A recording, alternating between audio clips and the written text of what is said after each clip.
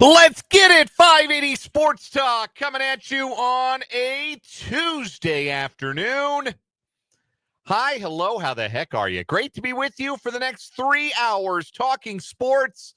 We're going to cover just about all of the bases here in the next 3 hours of Sports Talk today. I am Dan Lucero. Spencer Dupuis will be along in a bit. You are tuned in to Sports Talk on the Sports Voice of Kansas, 580 WIBW, FM 104.9, online at 580WIBW.com, and on our live video stream on YouTube and Facebook. Our YouTube channel's name is 580 Sports Talk. Our Facebook page's name is WIBW News. You can watch a live video stream of the program on both of those channels. We appreciate you listening, however you are consuming the program today. Thank you for making us a part of your afternoon. Once again, I am Dan Lucero, and we got a jam-packed one here for the next 3 hours on 580 Sports Talk ahead of coverage tonight of the Wildcat Classic. K-State men's basketball back in action for the first time in what feels like forever, and I'm sure for Jerome Tang and company, what feels like even longer than that, given the result the last time they took the floor, that loss at St. John's 2 Saturdays ago. The Wildcats back at it. They are taking on the Drake Bulldogs tonight at the T-Mobile Center in Kansas City. We will have the coverage for you right here on your home for the Wildcats, 580 WIBW, FM 104.9. Pregame starting when we're done at 6 o'clock, leading up to a 7 o'clock tip-off from the T-Mobile Center in downtown KC. We'll talk about that game a little bit on the show today. Jerome Tang spoke to the media yesterday. Got a couple of cuts from that I thought were worth resurfacing in light of what the dialogue has been surrounding K-State men's basketball here for the last little while. Obviously, hasn't been a lot of good to say, unfortunately, about the way that K-State has performed so far this year, a 6-3 record to start their season. But still a talented roster, still a coach I have a lot of faith in, still plenty of opportunities to earn the kind of victories that can get you in to the NCAA tournament. And one of those opportunities is tonight. And I've said this before, but I'll make it plain when we do get to this game later on, that anybody who thinks that a loss to Drake and Ben McCollum would be embarrassing is embarrassing themselves, because they do not know ball. Like your ball knowledge could not be any lower if you think that losing to Drake and Ben McCollum would be a bad loss or an unforgivable loss for Kansas State. Drake is good, but K-State can win this game. K-State be favored to win this game. And we'll talk about what they're going to need to do to come away with a win and maybe bring a bit of a sigh of relief and maybe get some weight off of the shoulders in that K-State men's basketball locker room. So we'll get there coming up on the program today. We're also going to talk some Jayhawks. Of course, it's a Tuesday, which means Michael Swain is going to join us for Jayhawk Weekly coming up at the bottom of the 4 o'clock hour. Michael Swain of Fog.net, part of the 24/7 Sports Network. We're going to get his thoughts on KU's bounce-back win on the hardwood over the NC State Wolfpack on Saturday at Allen Fieldhouse. We'll also get his thoughts on what is shaping up to be a really solid transfer portal class so far for KU football. Made another big addition today out of the portal, and they've got a top 20 portal recruiting class right now. So we'll talk with Michael Swain about how that's all coming together for Lance Leipold and company. That is coming up at the bottom of the 4 o'clock hour, all things KU with Jayhawk Weekly. Also today on the show, we'll be joined by Brandon Schneider, head coach of the Kansas women's basketball team. They're 10-1 on the season, have won 6 in a row, had to rally to beat Penn State on Sunday at Allen Fieldhouse, their final non-conference game before they start conference play on Saturday against Baylor. Had a chance to speak with the bench boss of the Jayhawks, the 2022 Big 12 Coach of the Year, Brandon Schneider. We'll bring you that conversation coming up in the 5 o'clock hour. Going to talk a little baseball today in the 5 o'clock hour as well. The hot stove appears to have been set to simmer. Not a whole lot happening since the winter meetings concluded, and you can understand that. The holidays are coming up and all of that. But would I like to see a bit more urgency from the Royals? Yeah, I guess I would. If for no other reason, then I would feel a lot better about the Royals if they added one more bat. They've got plenty of time to do it, but now we're starting to see names floated that are not as much fun as the names that were being floated earlier in the offseason. And we'll get around to that later on in the program today. And, of course, we've got lots of football to talk about.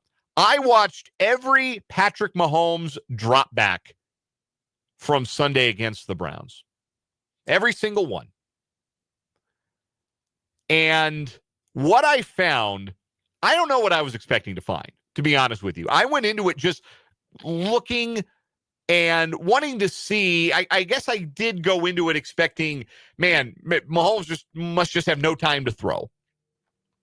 So I was trying to look at how much time he had to throw. And then what I found was that less time is actually good for the Chiefs and good for the Chiefs offense. And that maybe, just maybe, we were a little hard on the offensive line.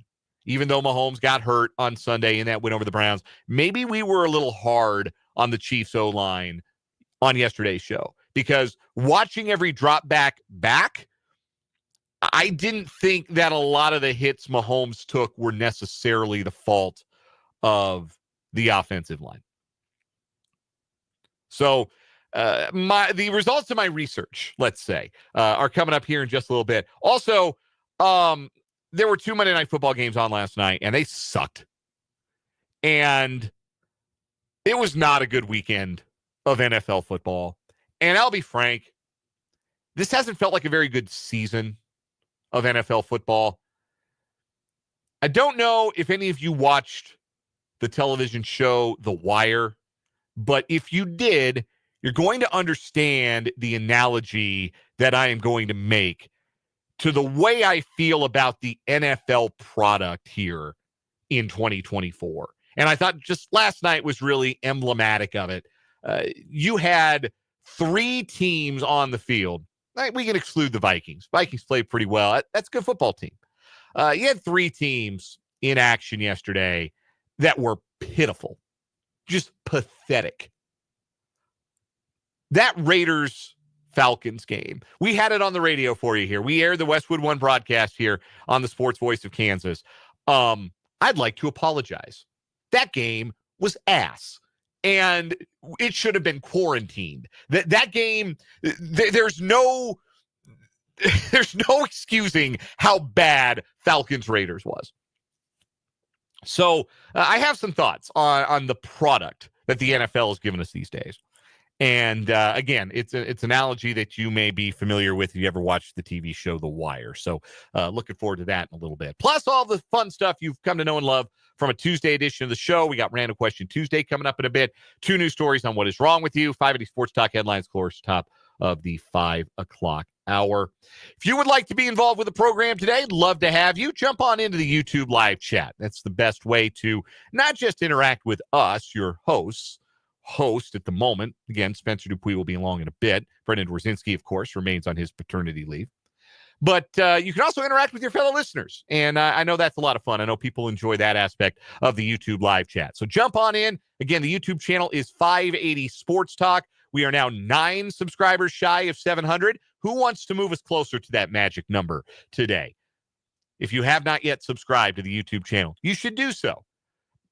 You're not going to get like a tote bag or you know, I don't have a lot of like swag I can give you, but just join the club. The satisfaction of clicking the button and making the number go up and joining a club of exclusive 580 Sports Talk YouTube subscribers. Subscribe today if you have not. Watch us on YouTube if you've never tried it before. If you've just listened to the show, but maybe you're sitting at your desk at work or you're around the house, fire us up on the YouTube.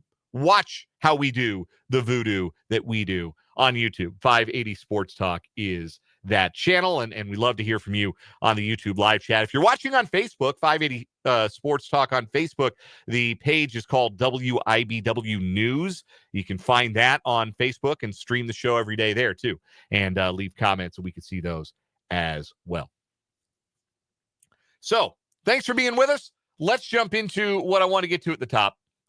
And we may as well start with Patrick Mahomes and what he had to say earlier today. He took the podium again. It's a short week, so everything's moved up a day with the Chiefs and the Texans set to play on Saturday at Arrowhead Stadium. And Andy Reid spoke first to the media and said that we'll see if Patrick Mahomes can go on Saturday. If he can, he trusts Carson Wentz because Wentz has won games in the league. And Reid says that Carson Wentz should be a starting quarterback in this league. And on its face, like, I understand that you might laugh at that idea, but there are not 32 better quarterbacks in the NFL than Carson Wentz. That's a problem, but it's also true. There are not 32 better quarterbacks in the NFL than Carson Wentz. So that's what Reid had to say. What about Mahomes? What did he have to say? Well, let's go ahead and hear right from the two-time MVP and three-time Super Bowl MVP. This is what Patrick Mahomes had to say. He spoke earlier today.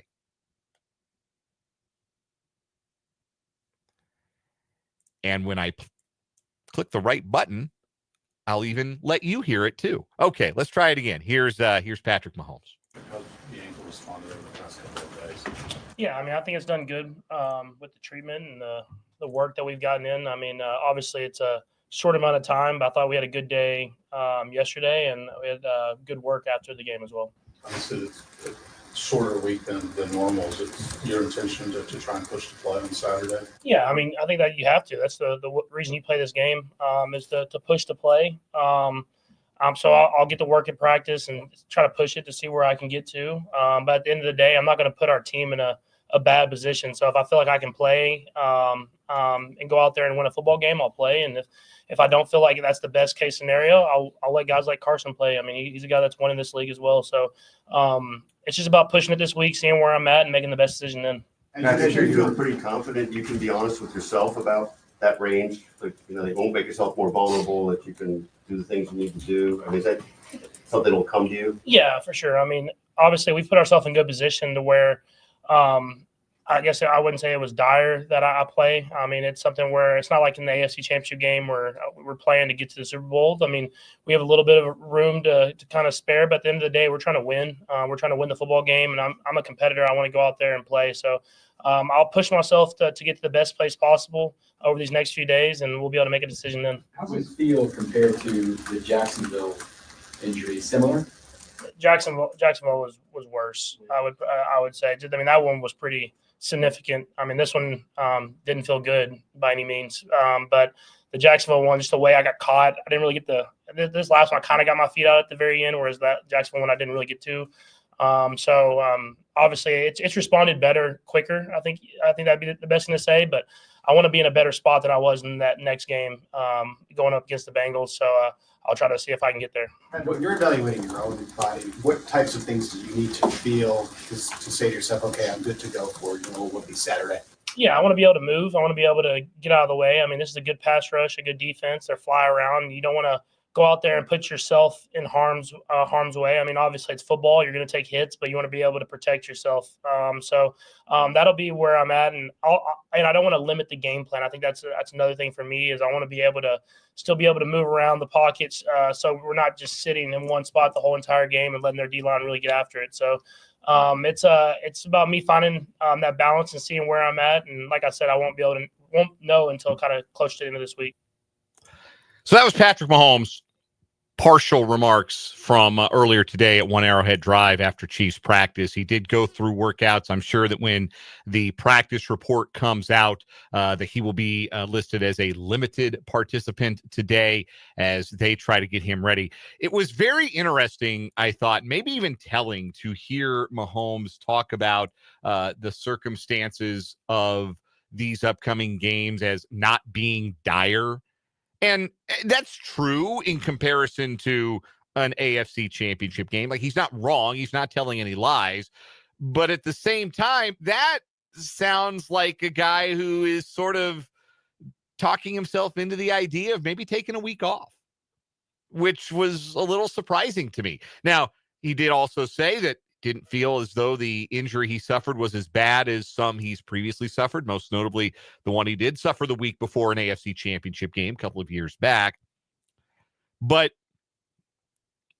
that was not a Patrick Mahomes that sounded sure that he was going to play on Saturday. And I'll be honest, I expected that. I expected him to be sure, because that's what I feel like I know about Patrick Mahomes as a competitor. And although this is not as dire, again, using Patrick's words, as a conference championship situation coming up on Saturday, it's still a game the Chiefs need to win. Chiefs need to go 2-1 in their last 3 if they want the number 1 seed in the AFC. And to hear Mahomes talking today about, we'll see. I got to be able to do certain things. You know, I have to put my team. I have to be able to put my team in a good position to win. Now, he's saying the right things. I guess I expected a little bit more confidence from QB1 that he'd be available on Saturday. So, I guess this is something that we're going to have to monitor the rest of the week. I guess we will put ourselves on Mahomes' ankle watch as we move forward here this week towards the Saturday game against the Texans. Regarding Mahomes in the passing game, though, I had a chance to see Nick Jacobs, who does the 41 is the Mike podcast with our Chiefs insider, Matt Derrick, among his other media duties. And Nick Jacobs is a pretty essential social media follow if you are a Chiefs fan. And he cut up all of the Chiefs dropbacks while Patrick Mahomes was in the game. Every dropback against the Browns. And I watched every one of them. And my initial thought was I wanted to see how often Mahomes was hit, but how long did he have to throw the ball? Because my thought as I've watched these games has been that Mahomes is holding the ball a little bit too long, looking for plays that aren't there, and putting himself at more risk of taking unnecessary hits. And that the longer Mahomes has held the ball, the worse it has been for the offense. That did end up bearing itself out in the course of my research. Now, it was very unscientific. I used my cell phone's timer feature, stopwatch feature, and I hit start when the snap left Creed Humphrey's hand, and I hit stop when the ball left Patrick Mahomes' hand. And so I grouped each of his dropbacks into 3 different buckets, essentially. So the average time to throw for an NFL quarterback is in the high 2-second range. I think last year it was 2.78 seconds is the average time that a quarterback has to throw. So I took every play where Mahomes had between 2 and 3 seconds to throw, and I put it in one bucket. And then when he got rid of the ball in less time, 2 seconds or less, I put that in a bucket, and I put more than 3 seconds before release in another bucket. It will perhaps not surprise you to learn that the Chiefs and Mahomes were more efficient the quicker the ball came out. With less than 2 seconds before release, Mahomes against the Browns, 12 of 14 for 103 yards. Now, those aren't eye-popping numbers, but what they are is efficient and accurate. And if you're getting something like 7 to 8 yards per completion, which is what that is, you're going to move the sticks all day long. Now, these were not, as you can imagine, a bunch of down-the-field throws. A lot of them were quick passes, quick outs, swing passes. If you consider, of course, the The screen pass to Samaje Perine, that was the biggest pass play of the game. That fits in that particular bucket. A lot of the short drops and quick throws, like the first throw of the game to Travis Kelce that went for 8 yards. Swing pass to Isaiah Pacheco in the flat that went for 15 yards on the catch and run because you got Pacheco one-on-one with a cornerback on the perimeter. Those kinds of plays where Mahomes is dropping back and getting the ball out quick. Something else to note about every time he dropped back and got rid of the ball in less than 2 seconds, 0 pressures and 0 quarterback hits.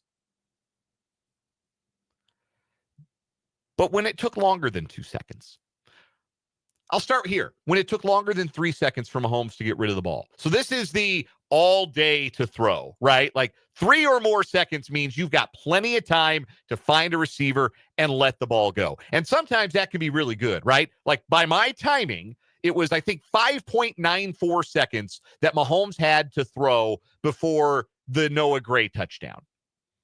Like, good pass protection there. It also helped that Myles Garrett got inadvertently gouged in the eye and basically deleted himself from that play. That was helpful. That Mahomes faced a 4-man rush and really a 3.5-man rush on that play. Joe Tooney didn't have anybody to block. Like, that was helpful. But that's a play where, Mahomes keeps the pocket alive. He eluded a rusher. He stepped up and he made the time and he found Noah Gray. And he can do that stuff. There was another play late in the game, one of his final completions of the game where he found Noah Gray for a 3rd down, pockets collapsing, throws into some traffic, one-on-one coverage, and Noah Gray makes a really nice hands catch against coverage.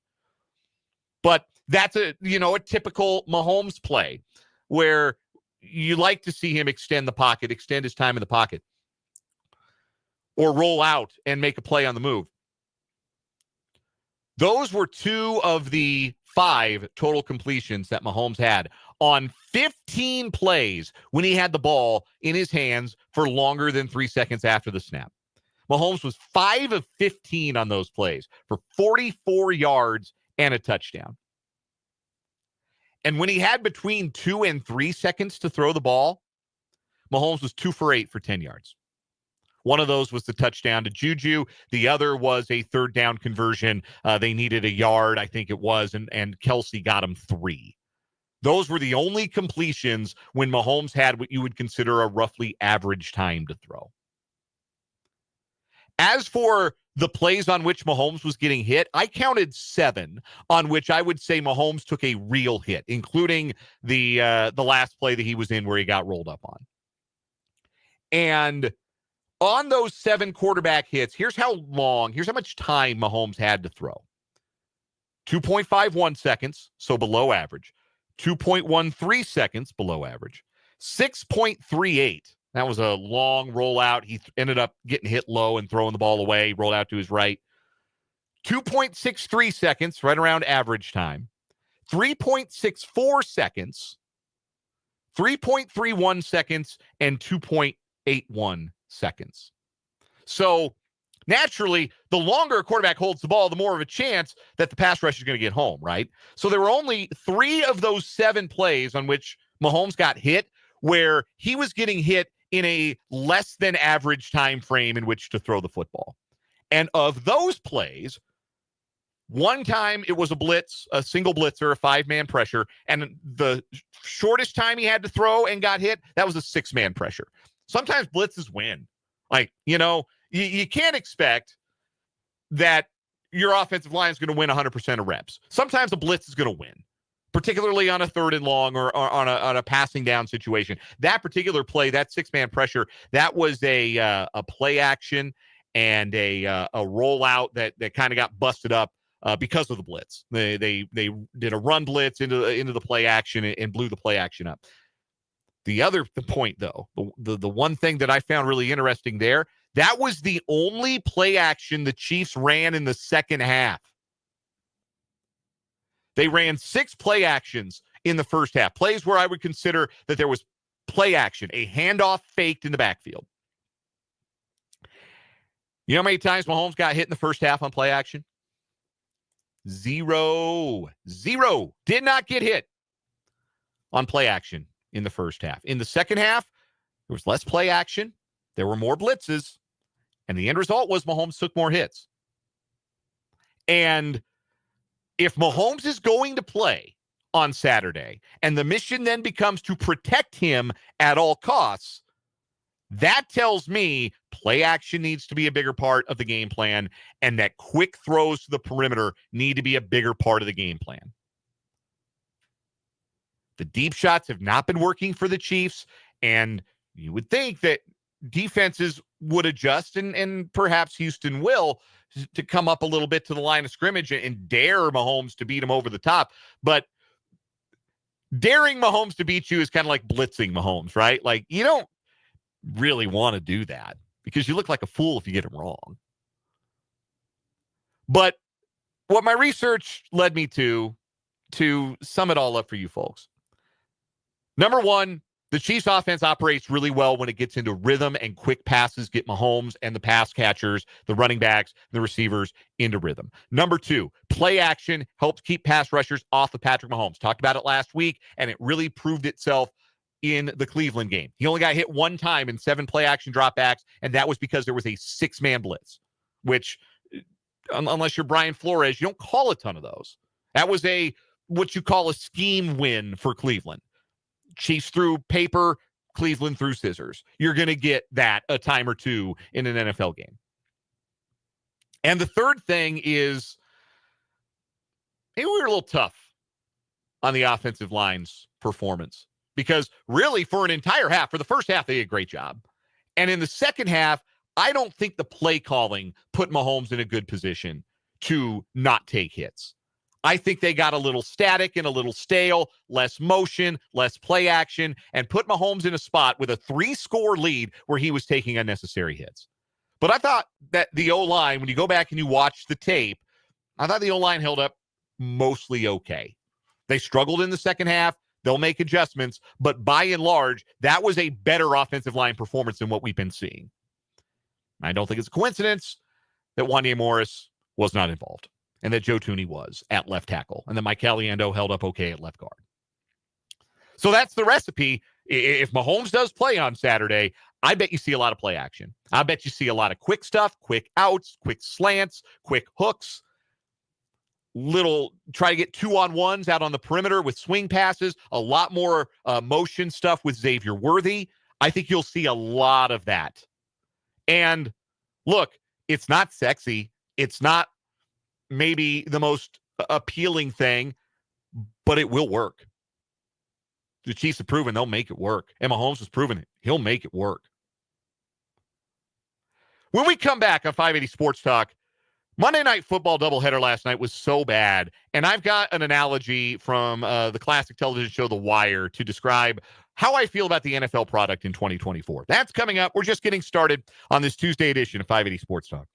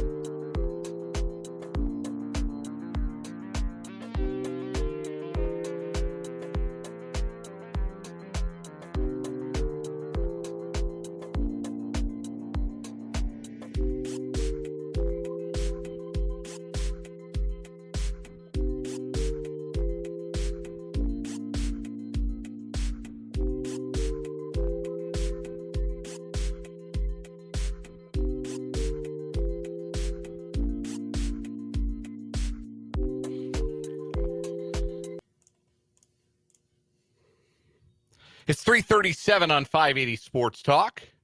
Just getting started on the program today. Thanks for being with us. Dan Lucero here with you. Spencer Dupuis will be along shortly. 2 Monday Night Football games last night. There was no need for that in any form or fashion. Both games were really gross. Vikings-Bears was non-competitive. Raiders-Falcons was a crime against the sport of football. It is so bad. Let us never speak of it again.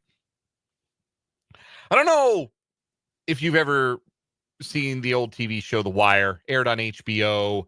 This would have been the early 2000s, maybe late 90s, but I think early 2000s, early mid 2000s is when I remember the Wire being on TV. I didn't catch it first run. We didn't have HBO when I was a kid, but I caught up with it late, and I think I've watched it all the way through twice. Maybe the second time through, I didn't watch the fifth season. The fifth season wasn't very good. The fifth season is maybe only essential if you really want to see how all the characters wind down their storylines. But if you've never watched it, highly recommend The Wire. Great show. The show about life in West Baltimore and the police and the corner boys, the people who sell drugs, and the lines blurring between good and bad, good and evil, if you want, between both sides of that particular equation. It's so well done. It's masterful television.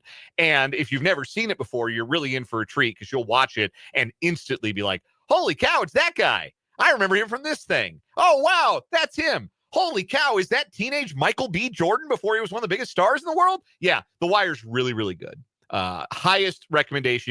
If you've got Max, HBO Max, whatever they call it now, start watching it if you haven't. Anyway, so drug dealing is a big part of that show, and particularly dope, however you want to call it, heroin, crack, cocaine, like the catch-all term would be dope. And sometimes the dope would be what is referred to colloquially as being stepped on. And what it means when the dope is stepped on is that it has been cut with a substance that is not dope, which makes it stretch a little further, like you've got more of the product, but it dilutes its quality. Does that sound like the NFL to you? Does that sound like the NFL? Because for me, this feels like a year where I'm watching the NFL and I think I got a stepped-on product. It's still dope. We're all addicted. We're all turning the TV on Thursday and Sunday all day and Monday night. We're still watching this stuff. We're addicts. We are addicted as a sports populace to the game of football and to the NFL in particular. We are hooked on that dope, but this dope is stepped on. This has not been a good year of NFL football. This has not been a year full of compelling games. And there are a lot of reasons for this. There have been a lot of injuries that have set back some teams that we expected to be some of the best in the NFL. The Chiefs are certainly in that conversation, but also you have to look at what injuries have done to the 49ers and to, at times, the Bills and the Lions. And those teams are having, obviously, the Chiefs and the Bills and the Lions are still winning in spite of their injuries. But when you have injuries at the rate that we have had injuries in the NFL this year, dilutes the product because you're not seeing as many great players, right? How's the quarterback situation in the NFL right now? It does seem to be that there is promise for all of the young quarterbacks who've entered the league this year, right? Like, obviously, Jaden Daniels is that guy in Washington, and Denver's happy with Bo Nix, and Drake May and Caleb Williams have had their moments. But by and large, how many quarterbacks are there, or how many teams are out there with just unacceptable quarterback play? And how many of those do we have to keep watching on TV every week? Haven't we seen enough of the Bears? Haven't we seen enough of 98-year-old Kirk Cousins for the Falcons? Oh, by the way, they just got flexed into Sunday night, Week 17, so enjoy that. Falcons Commanders is your Sunday night game. Haven't we seen enough Jameis Winston? I mean, he's not boring, but he's also not good. Quarterback play, stepped on. Injuries make the product feel stepped on. And Again, it's the same principle, right? Like you dilute the dope so it stretches further. So there's more of it. So there's more profit, right? There's more of football now. There's Thursday night games. There's overseas games. There's Christmas games. There's special holiday games, Black Friday games. Chiefs end up getting placed in all of these. But it affects quality. Undeniably affects the quality. And if what you're watching out there right now you feel like is as good of football as you have seen, you and I are watching a different game. Right now, I feel like I'm getting a stepped on vial of crack when I get my fix on an NFL Sunday or a week in the NFL. This junkie knows what stepped on dope hits like. And it's stepped on. And I'm just wondering if you feel the same way. If you do, let me know in the YouTube comments. If you disagree with me, let me know in the YouTube live chat. If you're watching right now on YouTube, 580 Sports Talk is the channel. When we come back, a little Random Question Tuesday on 580 Sports Talk.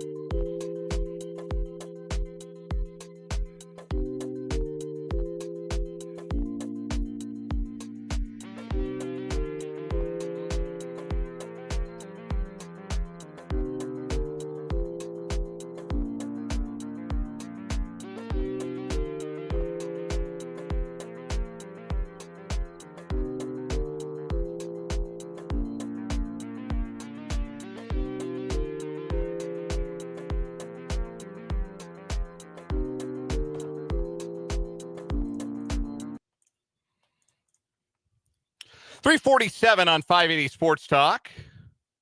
It's time for a little Random Question Tuesday. Since it's just me, I'll throw it out to the YouTube commenters. In the spirit of the conversation I just had about The Wire, which I did not get to watch first run, I joined in, I think it was the 5th season, which, again, I didn't find to be terribly essential. The first 4 seasons are the best ones. Season 4 will rip your guts out if you care like a little bit about like kids. It's really good TV. And I was late to it. I was late to the party. So in that spirit, answer in the YouTube chat, if you're watching on YouTube right now, 580 Sports Talk, which piece of pop culture were you late to? A show that you didn't start watching until the end, maybe a movie you didn't see until well after its theatrical run, or a series of movies that you didn't watch until they were like past their peak popularity. What piece of pop culture were you late to? The Wire is one for me. There are some like I'll never get to. I have now resigned myself to the fact that as much as everybody tells me it was peak television, I'm never going to watch Breaking Bad. And it's not that I never was interested in it. I'm just not going to get around to it. It's not going to happen. Oh, well, I missed it. Everybody else said it was great. Lots of other people enjoyed it. I never got around to it. So I was late to that. Now, too late now because I have a child and be a long time. But, before we're lucky, my wife and I, we get one show a night between when we put Ash down and then we want to go to bed ourselves. And so we got a lot of stuff. We're so far behind on our DVR shows. Like we're never going to like start anything new, I'm afraid. That ship has sailed. But another one that I was really late to, I think I mentioned this on the show last year. People gave me a hard time. I didn't see Home Alone until last year. Watched it around this time last year. Like Home Alone came out when I was a kid, right? It's darn near as old as I am. And I just didn't watch it. Like never saw it when I was a kid. And never rented it, never watched it on cable. It was just never got around to watching Home Alone until last year. And you know what? It's good. It's good show. Good show. Good movie. Hated everybody in that family for how they treated Kevin. The bad guys in that movie are the wet bandits, yes, but also Kevin's family. Terrible people. And they deserved bad things to happen to them. Treating Kevin that way. Outrageous. That's how I feel about Home Alone. Did not like how Kevin was treated. Felt bad for him. Anyhow, your answers in the YouTube live chat. Got Jason, the YouTube comment says Dexter. That was a show that he got too late. They're still running. Like they got a new Dexter, like a prequel, a Dexter prequel coming out. I have heard that Dexter is really, really good until late in the run. It gets a little preposterous. I'm trying to remember if it was my parents who watched it or somebody I know watched it. But Dexter. We've got Mark B says The Big Bang Theory, which I guess I could also answer that and say The Simpsons. I was late to The Simpsons, but that wasn't my choosing. That was, the parents making a decision that maybe 6-year-old Dan didn't need to walk around telling people not to have a cow. And also I had a younger brother who was impressionable. So I didn't get to watch The Simpsons until I was like 9, 10 years old. But I got caught up through syndication. And that's one way you can get caught up on shows like The Big Bang Theory, which is in syndication. Clayton says Game of Thrones. That is another one that I am never going to see. I am never going to see one single episode of Game of Thrones. And that's not a knock on the show. If you dig it, I'm not yucking your yum here. I'm just not going to watch it. It's just not something that I'm going to prioritize to the level of getting around to. Not a big like fantasy guy either. Like it's not my genre. It's not really my jam. But yeah, I get that one, maybe being late to that, not getting around to it until the first couple of seasons. Clayton says I'm missing out. I don't know, man. It's not really my jam. I don't know. I can't explain it. It was just when it came out, it was just something like I give that a miss. Like not super. And everybody loved it, and it was critically acclaimed, and everybody talked about it. Another show that maybe like The Wire, maybe didn't end so great. Maybe the last season or so wasn't very highly regarded, but that's another one that people were on. Also, Mark B says way late to Friends. Yeah, it's another one that people can catch up on syndication. Netflix is another way that people can get caught up on shows like that. I missed what was it that I really liked? The Good Place. I didn't watch The Good Place when it ran on on NBC, but I caught up on Netflix. I think I binge watched in like 3 weeks. So good. Anyway, we'll take a break, come back, and wrap up this first hour of 580 Sports Talk next.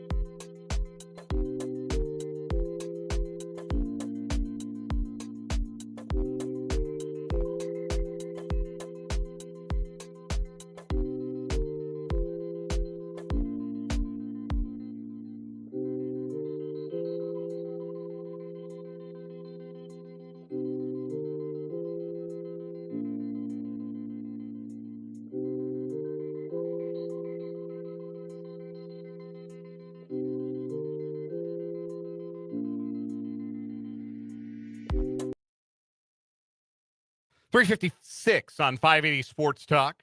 Dan Lucero here. Spencer Dupuis has joined us for the rest of the show. Spencer, real quick, our Random Question Tuesday today. What was a piece of pop culture, movie, TV show, whatever, that you were late to?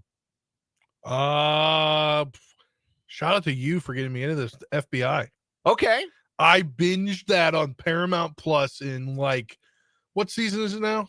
That's a great question. I could not tell you. Season 5, maybe? It might be season 5.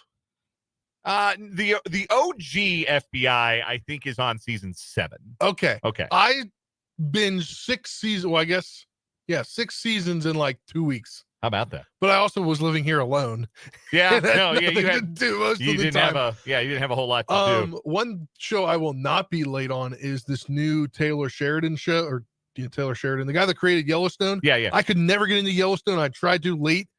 This new show he has on Paramount Plus, Landman. I've heard. I am obsessed. Okay, I've heard it's good. It is amazing. Again, my wife and I are just not in a show watching space right now. Hey, I heard, understandably. I was listening to part of it. You have like a month where you can try to catch up on all these shows because they're all done till the new year. That's true. Like That's this true. is the last week for all these shows. Mark B, another good answer. 24. I didn't get into 24 until like season 3 or 4, but then I rewatched the old seasons and became a 24 completist. I know it was propaganda for the time that we were all living in at that time, It worked on me. I don't Remember when care. they came back? Jack Bauer's my hero. I love Jack Bauer. We got to wrap up this hour of the show. Coming up in the 4 o'clock hour, we got What Is Wrong With You? Michael Swain for Jayhawk Weekly. But first, the Wildcat Classic tonight. How bad does K-State need this one? We'll hear from Jerome Tang on 580 Sports Talk.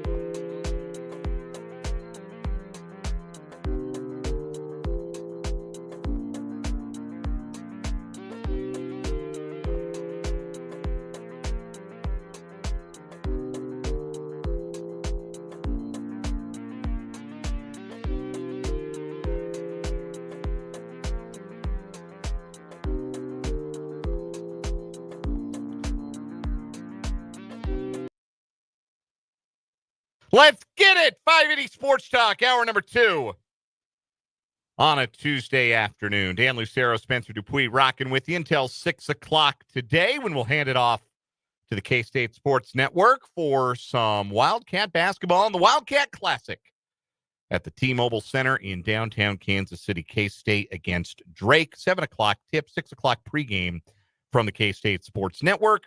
We are taking you up until then. That means we've got 2 more hours with you here on the Sports Voice of Kansas, 580 WIBW, FM 104.9, online, worldwide, 580WIBW.com, and streaming on video. Our live YouTube stream can be found on our YouTube channel, 580 Sports Talk. You can also watch us on Facebook. 580 Sports Talk is on Facebook at WIBW News. If you missed the show live, you can always catch it archived later in the evening or the next day or like 2 weeks from now. You want to go back and see what I had to say and go, wow, Dan was right about everything. That doesn't frequently happen, but maybe it would. Maybe you would go back and watch an episode from a month ago. Wow, Dan nailed that. Or more likely, boy, those guys didn't know what the hell they were talking about. Yeah, then let us know, and that'll be our on second thoughts, maybe. Yeah, we go back and do Get our some content out of there. do our job for us. Why don't you? Yeah, that's what Spencer is asking for you to please do our jobs for us. No, but in all seriousness, you can also catch the show on our podcast page. That's the word I was looking for. Podcast page. 580WIBW.com. You can find on the podcast tab a link to our podcast hour by hour links and to the show, and you can listen that way. You can also catch us, of course, on Spotify. And maybe that shouldn't be an of course. Maybe you didn't know that. Maybe we don't say it often enough, but you can. You can listen to the show in podcast form on Spotify. Listen the next day, the next week, hour by hour breakdowns. Search 580 Sports Talk on Spotify. Subscribe to the show on Spotify. Rate us, review us, leave a nice review, leave a nice rating. We would appreciate you doing that over on Spotify. Lots of ways you can consume the show, either live or delayed. And however you are doing so, we sure appreciate you being here for this Tuesday edition, December 17th, 580 Sports Talk. Our last Tuesday show of the year, by the way. Really? Yeah. Taking Christmas Eve off. We're taking New Year's Eve off. Well, I mean, I'm already taking those days You're off. already taking That's those days off. already PTO. Yeah, you're already PTO you're cash already in. taking those days off. You're going back. You're going to go see some family for the holiday. Yes. And Brendan obviously Brendan Dorzinski remains on paternity leave through the holidays. And I just wanted the day off. So that's what we're going to do. We're going to take Christmas Eve off. We're going to take obviously Christmas Day off because the Chiefs play and because it's Christmas. And we're going to take the day after Christmas off because K-State plays. Hey, I mean, I think the day before Christmas, I think that is actually okay because we had a meeting and our own boss said so. I don't know if you remember that last week. I do, yes. But he did say the afternoon of Christmas Eve, nobody's working. We're going to see if we can put like a bowl game or something on the radio. We're going to figure something else out. But no, we're taking the next 2 Tuesdays off and the next 2 Wednesdays off. And so this is the final Tuesday show of the calendar year 2024. So when is the What Is Wrong With You year semis and finals? Still figuring that out. We got to finish this week. We got to crown a champion for the week on What Is Wrong With You. And then we'll figure it out. We'll probably end up crowning a champion Friday the 3rd would be my guess. Okay, I think so that into the new year. Into the new year. So yeah. I'll be here. Yes. Awesome. Yes. I wanted to make sure everybody was back. I want to make sure Brendan was back. I want to make sure you were back. And it'll be just like back in the day when they used to have the bowl games for the year would be on New Year's Day. And then you'd find out who the national champion was. So, we're taking the championship of 2024 into 2025. Then you still get 4 full weeks of a January potential winner. Full-ish. Well, I mean, yes, we have one day off. We get or there is one holiday. 2 days of shows next week, and then one last day we'll crown our December champion, and then the 2nd and the 3rd we will do a 2-day blitz of What Is Wrong With You and crown a What Is Wrong With You champion for the year 2024. I was talking about how that makes sense because when you go into 2025, you'll still have 4 weeks of January to do 4 what is wrong with you stories. Yeah, We'll no, fight that's for the first monthly winner next year. very true. So, if you are a What Is Wrong With You fan, you have that to look forward to. We've got 2 new stories today trying to compete for our current week coming up a little bit later on this hour. Also coming up this hour, Michael Swain of Fog.net will join us for Jayhawk Weekly. It will be Michael's last appearance with us in 2024. So we'll chat with Michael Swain coming up here. Busy man, Michael just Swain. a little bit. Yeah, a lot going on in the world of Kansas athletics. We'll get his thoughts on hoops. Football team's been very busy and very fruitful in the transfer portal. We'll get to all of that with Michael Swain later on. Also, coming up later in the show, my conversation with Brandon Schneider, the head coach of the KU women. They're 10-1, winners of 6 in a row, playing good ball with the Big 12 opener coming up this weekend for the Jayhawks at Allen Fieldhouse against Baylor on Saturday afternoon. Talked to Brandon Schneider, the head women's basketball coach of Kansas. Had Jeff Mitty on earlier this season, and we'll hope to get Jeff on as we go along in Big 12 play again if we can. But going to hear from Brandon Schneider coming up on the show. But first, we pivot from KU. We talk K-State because tonight, as we mentioned, here on 580 WIBW, FM 104.9, Sports Voice of Kansas, we've got the Wildcat Classic, K-State's yearly venture to the T-Mobile Center, take on what in recent years has been a regional opponent. Did not used to be that for the Wildcat Classic. They played Vanderbilt, played Alabama, Florida, I think came to it one year. In recent memory, in recent years, it has become much more of a regional game. I believe it was St. Louis the year before COVID. And since COVID, the last two Wildcat Classics have been Nebraska and Wichita State. And tonight it is Drake who comes to the T-Mobile Center with an unbeaten 9-0 record, a new head coach with 4 Division II national championships under his belt. It is the Drake Bulldogs and the Kansas State Wildcats tonight. Pre-game coverage at 6 o'clock and the tip-off from downtown KC-Mo at 7. This is a game that K-State is favored to win, but not substantially, and the advanced metrics would bear that out. You go and you look at the Ken Palm. K-State's 69th in the Ken Palm. Drake is 73rd. So they're right there on top of each other. According to, I think, the consensus line that I have seen from Prairie Band Sportsbook and other places is razor thin. 1.5 was the last line, the last consensus line that I saw. And I can double check what our friends up in Mayette at the Prairie Band Sportsbook, Prairie Band Casino and Resort, have to say about it. It looks like tonight's line at Prairie Band Sportsbook, there's a lot of college basketball tonight, if you guys didn't know. It is K-State minus 1.5 up there at Prairie Band. K-State minus 136 on the money line. So it projects to be a close one. And this idea, and I addressed it earlier, and I addressed it last week, and I'm going to address it again one more time because I think it's important to underline this. The idea that it would be some kind of an embarrassment for K-State to lose to Drake, to lose to Ben McCollum, a Division II head coach, and the unbeaten Bulldogs, complete nonsense. And I know that for some of you, anybody who has heard of MIAA basketball, I am preaching to the choir because you know Ben McCollum can coach. That it is not the least bit surprising that Ben McCollum is enjoying immediate success at the Division I level after winning 4 natties at Northwest Missouri State, including this past year. The guy can coach. His players can play. He brought 4 guys with him from Northwest Missouri State, all their best players, and they've been a big part of this 9-0 start for Drake. And Drake's going to travel well, too, tonight. I think both their fans, and I think there will be some folks from Maryville, Missouri, who come down to support the former coach of the Bearcats in Northwest Missouri State. So I think it's going to be a good visitor contingent. Maybe not quite at the level that it was for Nebraska 2 years ago or Wichita State last year, but I would suspect that it will be not quite 100% purple and white inside of the T-Mobile Center. So the flip side of that, too, if K-State wins tonight, don't hand wave it away because, they just beat Drake from Missouri Valley and their first-year head coach that they got from Division II. Don't hand wave it away. Again, I know a lot of you are the choir on this, but I'm just making sure it's important to point out that Drake is good. This is going to be a good basketball game tonight.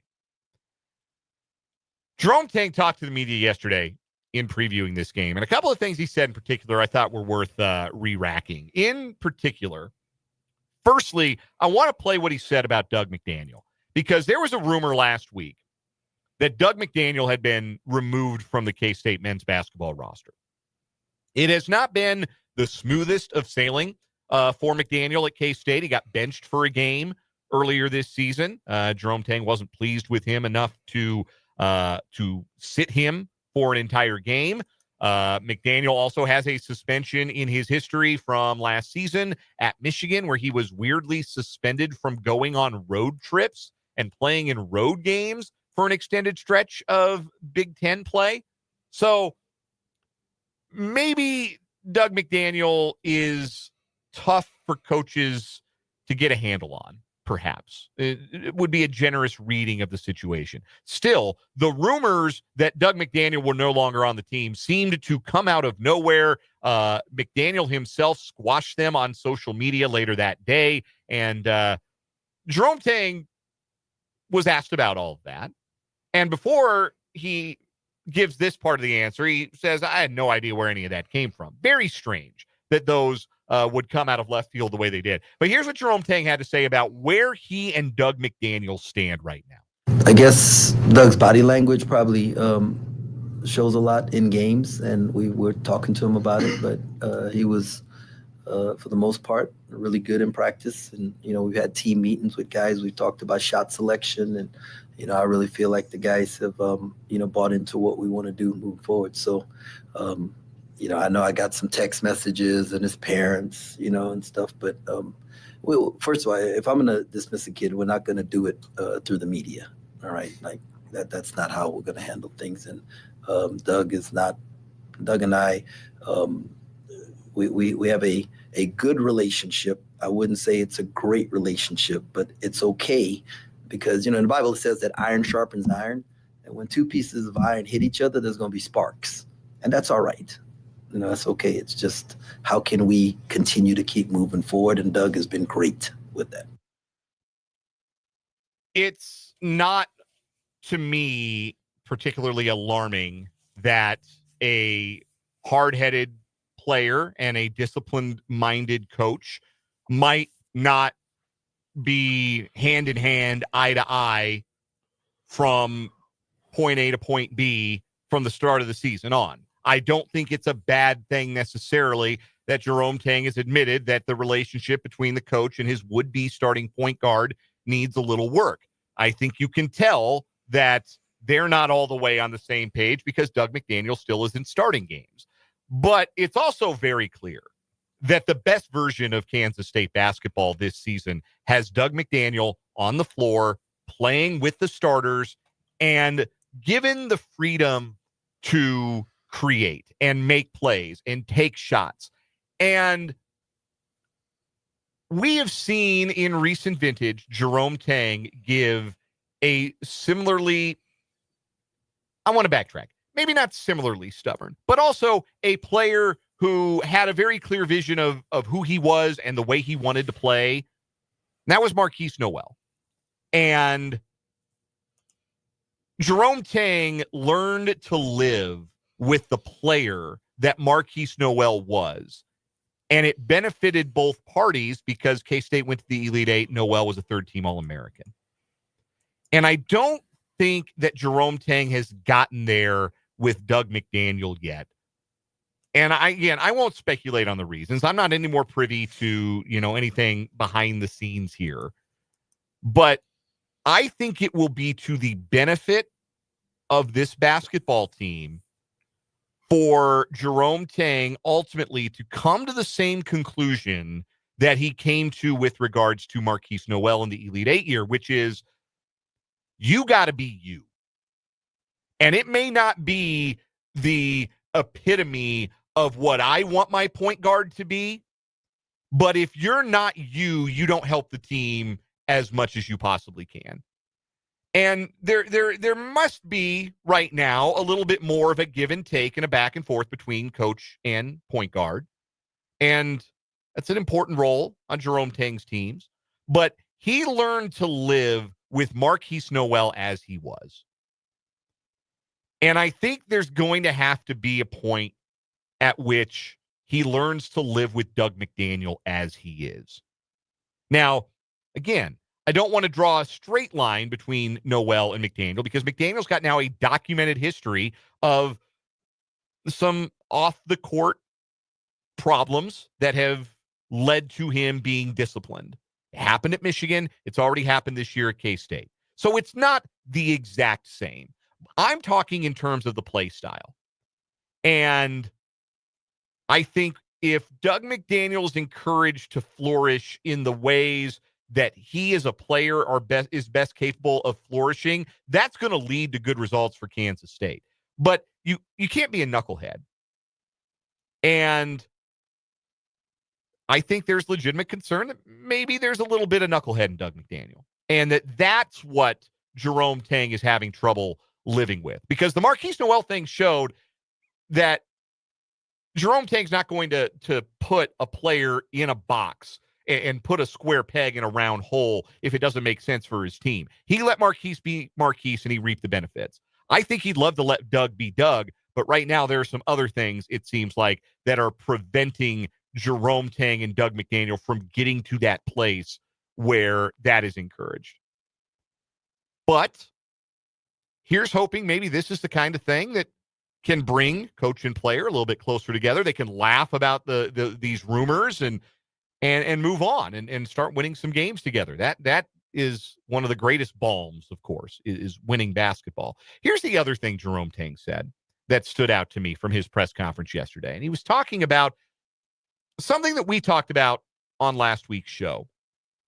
The idea that this team is in danger of losing the fan base 10 games in. And if they lose to Drake, they're going to lose the fans. Jerome Tang doesn't believe in that. Here's what he had to say. It's crazy. I see, you hear comments or you'd see things about, you hear, don't give up on the team and all that kind of stuff. And I start thinking, well, everything I know about K-State fans is that K-State in general, we're not quitters. We don't give up. We don't stop short. Our farmers, when it doesn't rain, doesn't give up on the crops, right? Like our students, they don't give up. Like we're fighters. That's what we do. And that's what this staff is going to do. That's what this team is going to do, And so I'm excited for our game, tomorrow in Kansas City and having our fans there and show up and, get our guys a chance to get a taste of T-Mobile. And, I'm excited about the opportunity to have an undefeated Drake team coming in. That is exciting for me. And I know that we've been working hard and like there's no quit in us, just like there's no quit in K-State Nation and our fan base. There is no denying that Jerome Tang gets it, that he understands what K-State fans are looking for from a team, that he knows how to connect with people, and that Jerome Tang has connected in some really neat ways with this fan base in Manhattan, with K-State fans, with K-State alumni. If you want to argue that his roster right now, his team full of guys, maybe doesn't quite get it enough, doesn't get what the expectations are, I think that would be a fair argument to make at this point. But you hear in Jerome Tang's comments there, again, I draw the comparison with his predecessor, Bruce Weber, who towards the end took on a posture almost of begging the fans to get behind him and maybe not understanding what K-State fans were looking for from a basketball team and not understanding why fans were a little upset. And maybe at the end, I wouldn't even say maybe, were at the end a little fed up with what Brusketball had become in Manhattan. I think Jerome Tang understands that there is frustration, that nobody's happy with 6-3, particularly given the expectations, given what has been spent on acquiring these players in terms of NIL allocation. 6-3 is not good enough. They're on track to miss the NCAA tournament. They got a lot of work to do to get to be that kind of team. I think everybody knows that. But rather than the begging, the pleading that I felt like we got from late stage Bruce Weber. This is Jerome Tang speaking the language of Wildcat fans, saying one thing we're not going to do is roll over and quit. One thing we're not going to do is write this season off, because I know that's not the K-State way. Jerome Tang gets it. And if anybody's got the ability to make his players get it too, and to play like a team that will deliver the results and the effort and the energy that will keep fans behind this team, that will keep fans filing into Bramlage Coliseum throughout the Big 12 schedule, it's this guy. It's Jerome Tang. And you hear it. You hear it from him. This is not pleading. This is not woe is me. This is not, but the play hard chart. Like, this is different. And that's why I think the results in the end are going to be different. That's why I do think you'll see this team fall in line. You will see this team make a run. You will see this team play better against Big 12 competition. The pieces have to fit, but I think the pieces are there. And I don't think they're far away. I really don't. And a win over Drake tonight would go such a long way towards not just soothing the fan base, but I think it would go a long way in that locker room towards easing the tension from this slow start. Because you know who knows they have high expectations on them? Coleman Hawkins. He understands. He gets it. Those other guys that came, they understand. They know what the goal is. They know what the standard is. They just got to get there. It could start tonight with a really good Drake team. And if it doesn't, Drake beats them, then maybe Drake's just better. And that would not be a catastrophe or an embarrassment, because Drake is really good. 7 o'clock tip-off tonight, 6 o'clock pregame on the Sports Voice of Kansas from the K-State Sports Network. We're going to take a quick break, come back with a round of What Is Wrong With You on 580 Sports Talk.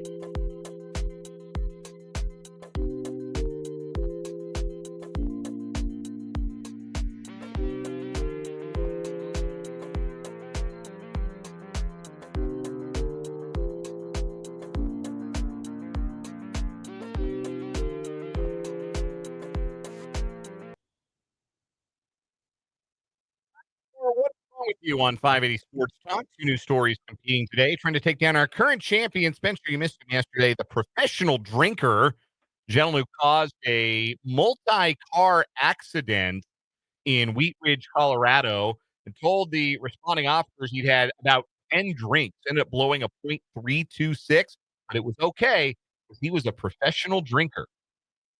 Was in fact not okay. That did not get him excused from the trouble that he is in. Thankfully, nobody was hurt in the multi-car accident that he caused.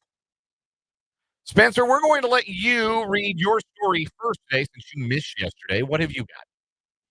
All right.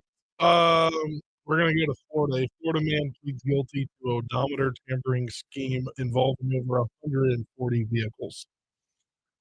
Drew Mitchell Schreiber, a resident of Orlando, Florida, pleaded guilty in federal court to 3 counts of odometer tampering. The charges stem from his role in a scheme that involved rolling back the odometers of more than 140 high-mileage vehicles and selling them to unsuspected buyers across the United States. The plea was entered in the U.S. District Court for the Middle District of Florida. Schreiber owns Central Florida Automotive Group, now operating as Southeastern Credit Union Solutions in Western Garden, Florida. According to court documents, he purchased high-mileage vehicles from wholesale auto auctions across Florida, manipulated their odometers, rolling them back by as much as 428,000 miles. Whoa! Yes, and then after that, basically, like, not to get you in the little court lingo. Essentially, he sold these vehicles as part of a scheme that he was doing. Wow. He was like the middleman. He was the middleman to the middleman. He was rolling back these odometers. How many miles would a vehicle have to have on it for you to roll the odometer back 428,000 miles and still land on a believable number? I think it meant that they rolled back the total 140 vehicles, rolled back a total of 428,000 plus miles. That would make more sense. Yeah. Well, I don't know. Maybe there are some cars out there that get a Toyota, miles. right? Yeah. I think there's a Toyota out there that's gotten 500. Very possible. Understand we're having some audio issues. Hopefully we can get those ironed out. Looks like maybe we have. Sometimes the audio on the YouTube stream. Hopefully we're still sounding good on 580 WIB. For my story today, we're going to Clearfield County, Pennsylvania, where a Morrisdale man is jailed after he allegedly attacked and injured 2 state troopers last week. It was described as a drug-fueled fight with police during a domestic violence call. Police say they were called to a home in Graham Township Wednesday morning after 36-year-old Keaton Gaines reportedly showed up naked and under the influence of drugs. According to the affidavit, troopers say a female resident called 911 after Gaines allegedly told her, quote, "It was time to meet the Lord," and then began punching her in the head. Investigators say that during the 911 call, Gaines reportedly locked himself in a bathroom with 2 children and the woman's husband, and then allegedly began praying loudly and drinking toilet water. Troopers say that when he arrived at the home, they attempted to remove Gaines from the residence, at which time he attempted to fight them. Police say the troopers attempted to tase Gaines multiple times, but were unsuccessful. How do you miss? You got to be close range for the taser. How do you miss? Gaines repeatedly punched and kicked the troopers, causing one to suffer broken ribs and a bruised wrist, while the other suffered a possible broken bone in his hand. Gaines was eventually given a sedative to calm down, transported to Mount Nittany Medical Center for evaluation. Was arraigned late last week on a variety of charges. What was that man on? I don't know. I'll tell you this. Wait, he was on one that stepped on. I know that much. Go back to the first hour. He was on that sure one that stepped on. Somebody told me time to meet the Lord and started hitting me in the head. I would say, do not send just 2 state troopers. Send everyone. All available units to my house, please. This man is drinking toilet water. So I will say that one wins over the odometer one today. Does that beat the professional drinker? I don't think so. Professional drinker. He will continue on as our What Is Wrong With You champion for the week into another day. We're going to take a break. When we come back, Michael Swain of Fog.net joins us. Jayhawk Weekly on 580 Sports Talk.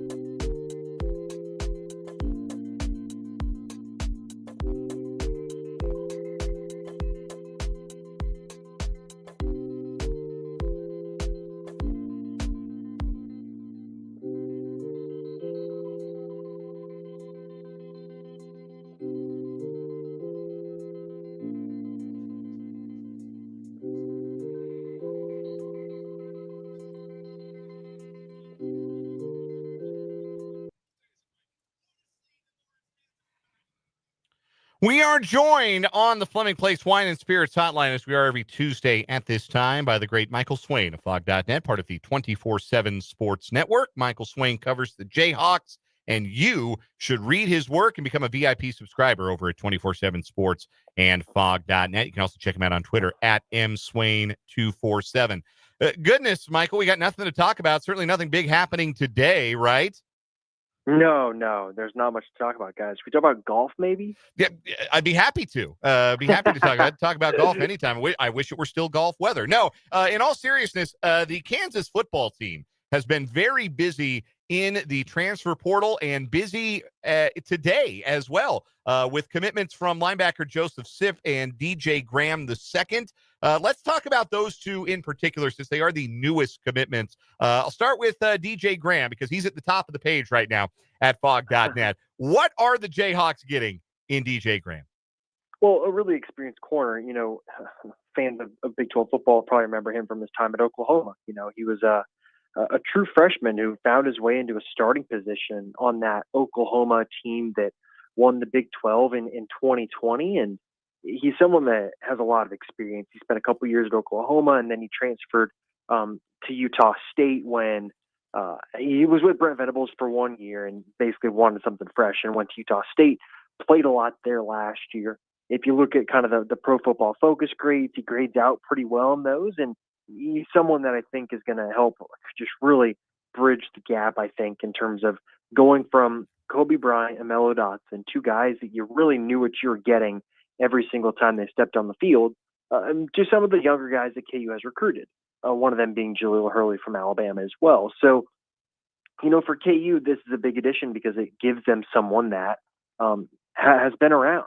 So that's really just the big key is just adding more guys that are experienced, that when you do take the field next fall, there's not a huge drop-off, right? And that's a big thing for KU now, is going to be about sustaining a certain level of winning, and you need experienced players to do that. How about the linebacker Joseph Sipp out of Bowling Green? I know this was one that comes very highly regarded. What is he going to bring to the Jayhawks? Yeah, another guy that's a lot of experience. You look at what he did this past season, right? I think 75 tackles, 10.5 tackles for loss, first team All MAC. And you think about the number of transfers coming out of the MAC right now. It's pretty impressive to say that, you're a linebacker that when they did that. So, obviously it's kind of interesting how it works out. He was a roommate of J.B. Brown in 2022 when Sipp was a true freshman. And that was obviously Brown's last season with the Bowling Green program. And now Sipp gets to finish his career at Kansas like J.B. Brown did. And I think they're very different players, though. You watch J.B. Brown's tape and Sipp's tape. If you watch like a highlight tape, they look probably a little bit similar. But I think if you look a little deeper, I think that Sipp is someone that looks a little bit more like that middle linebacker that I think KU's tried to recruit with having someone like Cornell Wheeler, who's got some feel to the game, right? I think Sipp's pretty athletic.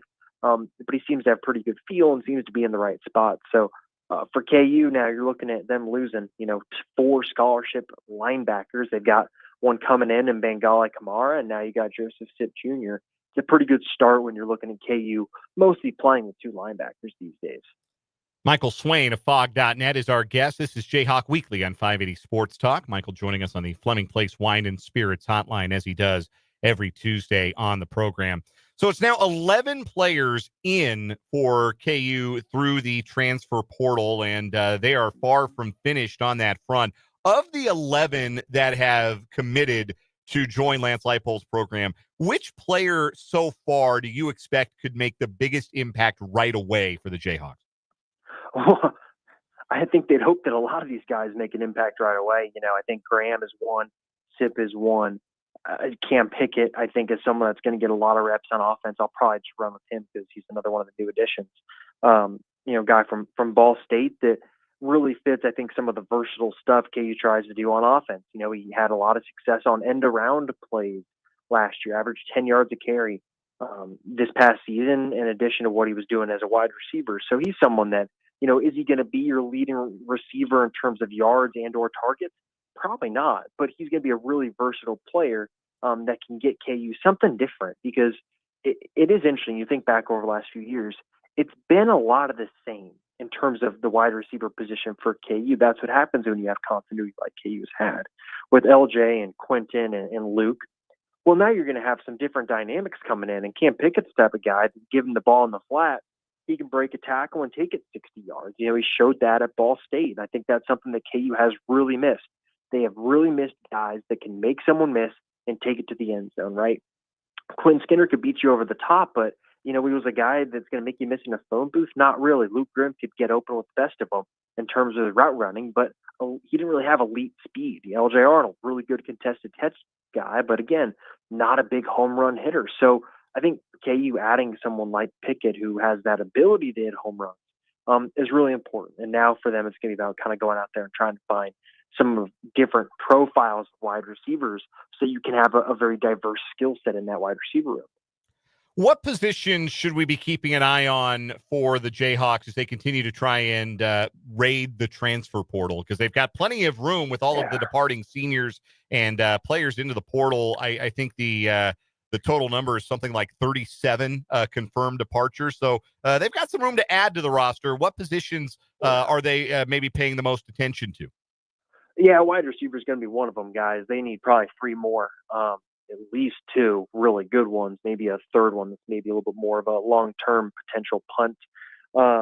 Wide receiver is really critical for Kansas because, you look at the offensive line, there's good pieces coming back, right? Bryce Foster's back, Kobe Baines, Calvin Clements.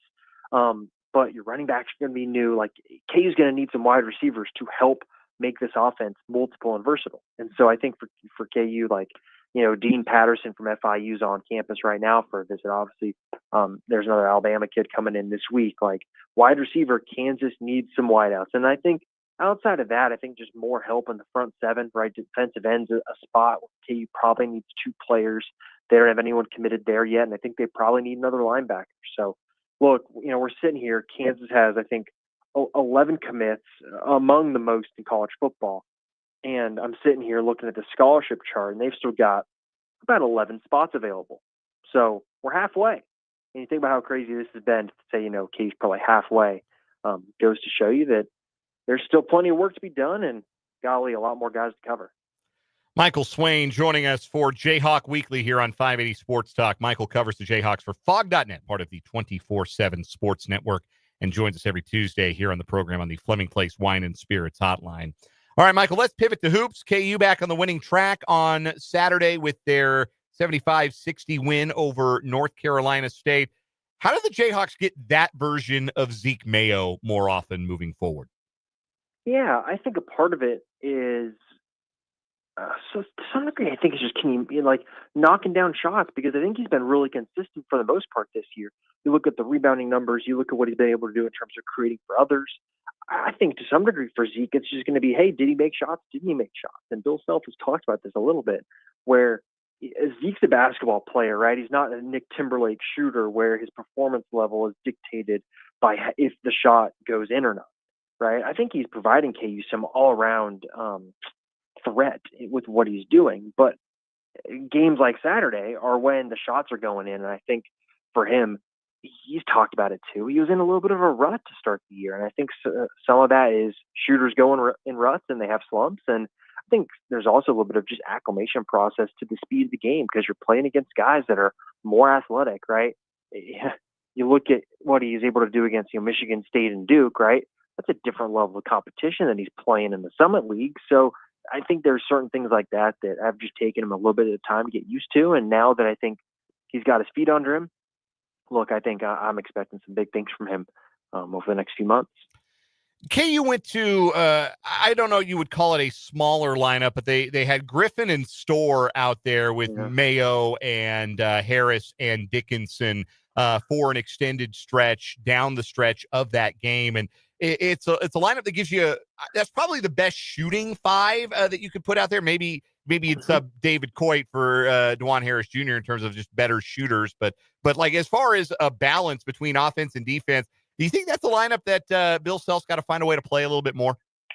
I think we've got to find a way to just, get it some time to see if it's one of those lineups you can go to. And I think AJ Storr and the way this season has gone has limited that. I think if AJ had hit the ground running. And with KU, I think that lineup would have been used a lot more. But this has been a pretty prolonged acclimation process, dare I say, for Storr. And I think as a result of that, you know, you're not able to tinker as much because the guy can't stay on the floor because he's not doing what Bill Self wants. So I think to some degree it's a little bit on someone like AJ to answer the things that I think Self and the coaches want him to do.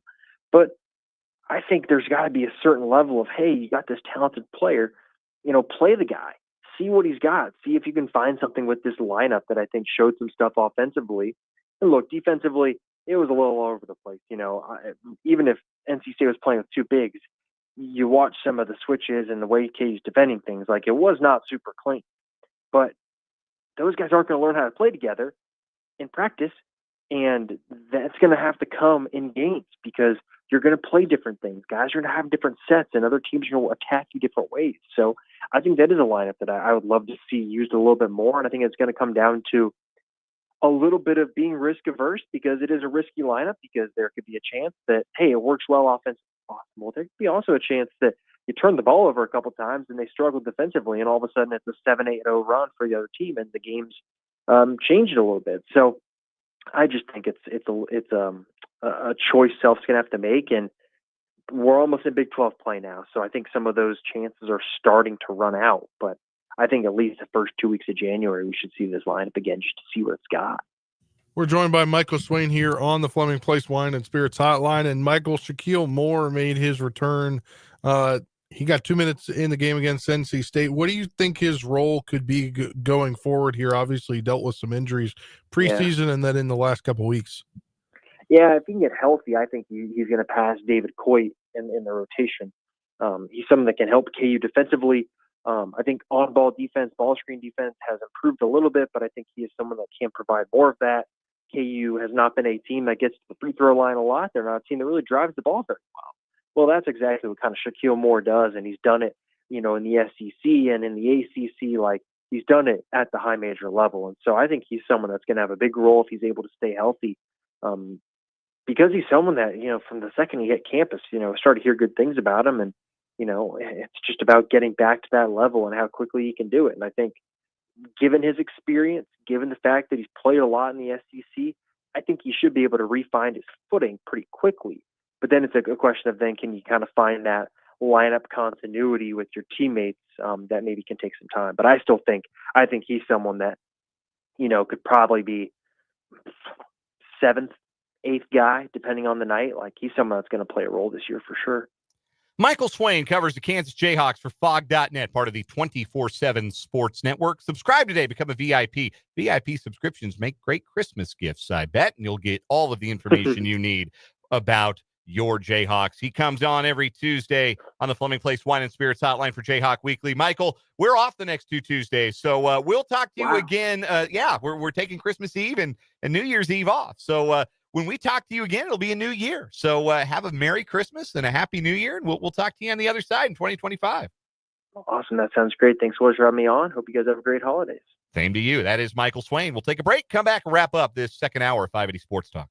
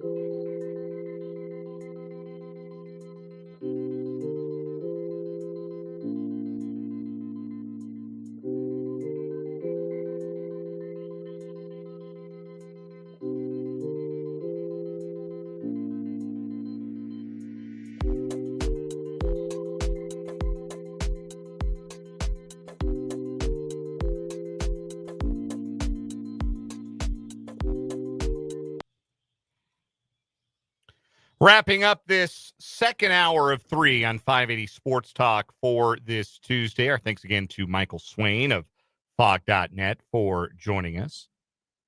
See who KU plays next in men's basketball, Spencer? They play Brown. They play the Ivy. Brown Bears. Yeah. Chris Berman went to Brown. Most famous alumnus, at least in our side of the world, or the sports side of things. That is next for KU. KU women play their Big 12 opener on Saturday at Allen Fieldhouse. And coming up in the next hour of the program, I'll chat with Brandon Schneider, the head coach of the KU women. They are 10-1 and winners of their last 6. They're starting to get healthy. They got some good quality wins in the non-conference, just beat Penn State. Got to win over Auburn. They got to win over Pitt. They got some high major wins, even without their roster at full strength. Smaya Nichols is balling out. There's lots of good stuff to talk about with Brandon Schneider, the head coach of the Kansas Jayhawks women's basketball team. And that is coming up on the final hour of the show today. Also coming up in the final hour, talk a little baseball. Big baseball trade today. Cody Bellinger is on the move from Chicago to New York. He'll be a Yankee. We'll discuss that. And is that may be a sign that the hot stove is ready to start boiling again, because it's been on simmer a little bit, and it's really been simmering in regards to the Kansas City Royals. And in my mind, that's not really acceptable. Royals have to make another move. Did you see the funny part of this trade? That the Cubs had to kick in money? No, the funniest part is that Cody Bellinger's wife is Carlos Stanton, or whatever, Stanton's ex-wife. What? Yes. I'm sorry? Yes. I'm going to need some time to digest that. Headlines, too, coming up to start the 5 o'clock hour. I need to take a walk. This is 580 Sports Talk.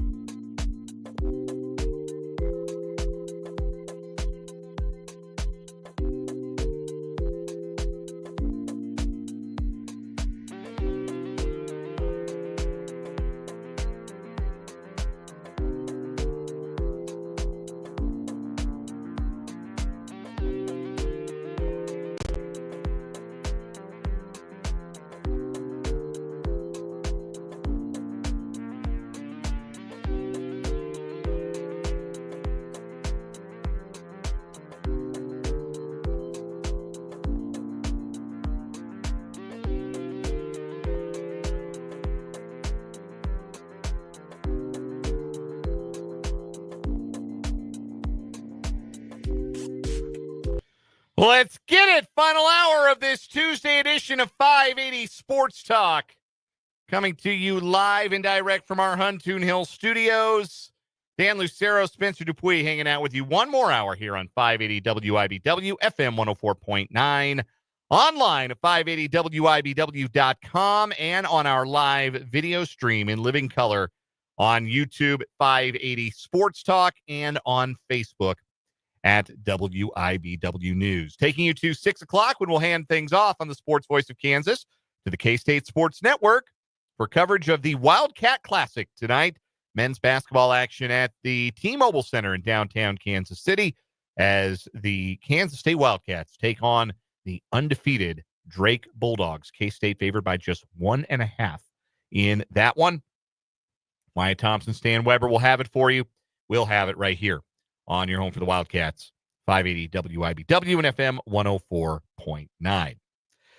Coming up on this final hour of the show, Brandon Schneider will join us. He's the head coach of the Kansas women's basketball team, who is out to a 10-1 start.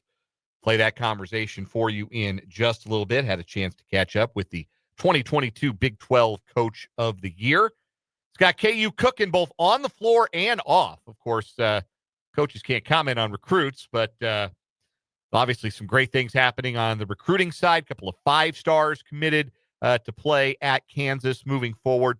So good things happening for Jayhawks women's basketball. And we'll talk to Brandon Schneider coming up here in about 20 minutes or so. Also going to talk a little MLB hot stove. Why the Royals can't be done with their offseason. It's not that they've done nothing. It's not that I find the moves that they have made to have been particularly unpleasant.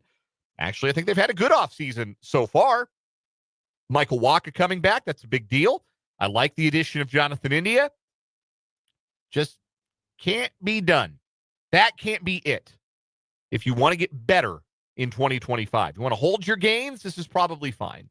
I don't think holding your gains is going to be good enough if you're the Royals. So we'll get to that in a little bit. Also, the big trade today, a name that I brought up a couple of weeks back and said, hey, the Royals maybe got to kick the tires.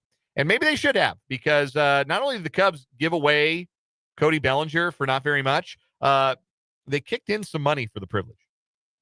Maybe that should have been something the Royals considered.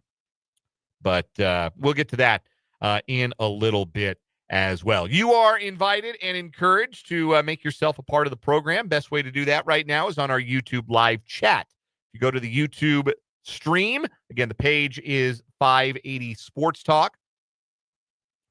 You can watch it on the web, on your browser. You can watch it on your mobile device. You can watch it on your streaming, your smart TV, or your streaming device on your TV. There's a live chat feature on the YouTube stream, and you can comment in there and interact with us, interact with your fellow listeners. You can also leave us comments if you're watching on Facebook at WIBW News. Big shout out to our Sports Talk subscribers on YouTube. We gained one today. We're up to 692. We're 8 away from that 700 mark. 8 away. I don't want to give another reason for somebody to go to. I don't want to give another dumb reason for somebody to subscribe like I did this summer. I don't want to wear another Cowboys hoodie. Yeah, you had to wear your Bradley Jay's Cowboys hoodie. Yeah. It was not fun. Yeah, I bet that wasn't real fun. No. Maybe for later, and we can get Brendan to say he'll wear K-State stuff for a day. I don't think he would. I don't think he would either. Actually, I think we discussed this after the fact, and I think he said he wouldn't. I could be wrong. But I feel like after Trenton and I did this, he's like, oh, I wouldn't do that. But Trenton did wear K-State stuff. Trenton did. Yeah, y'all got them to do that this summer. Summer intern Trenton Craxner. You got him to do that. So, but thank you to all 692 of our YouTube subscribers. If that doesn't describe you and you listen to the show and you catch us on YouTube now and again, you should subscribe. And if you've never watched the show on YouTube before, it is a fun way to interact with the program because we do have the live chat. We do have so many great friends of the show. We got so many Marks in the chat. What our chat needs is more guys named Mark. We got 3 of them in right now. We got Mark H, you got Mark B. They're regulars. Mark P has shown up. Hello to Mark P. Appreciate you being a part of the conversation today. We see Jeffrey in today, Vance, We've heard from Clayton today in the YouTube live chat. Appreciate everybody who's been in. And if you want to jump on in, final hour of the show, again, the water's fine. It's our YouTube live chat. Think about the journey we've been on. This is a sports talk show that airs on radio, right? That we also simulcast on YouTube. Uh-huh. I'm pretty sure my bet was for 580. Yeah, I think so. And now we're at 692. Yeah, now we're getting close to 700, which is awesome. Yeah, we've grown a lot in the last calendar year. Yeah. Just in the last calendar year here with the YouTube stream. But I don't want anybody listening on terrestrial radio or listening on the web at 580 WIBW to feel left out.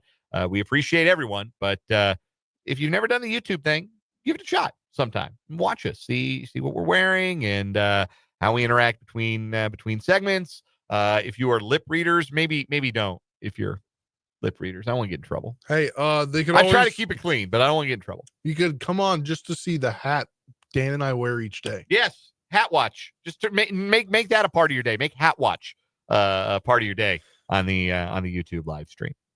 Anyway, we got some headlines to get to today. Yeah. Let's do some 580 sports talk headlines. Going to start with some NFL news. Week 17 is set as far as the schedule. There is a Saturday after Christmas triple header, and those games were set by the NFL earlier this afternoon. Week 17, of course, not this coming week, but the week that follows, the week that begins with the Christmas Day doubleheader on Netflix with the Chiefs and the Steelers, followed by the Ravens and Houston. There is also Thursday night football that week. There is a Thursday night game, the 26th. That is the Seahawks at the Bears. Vomit. Gross.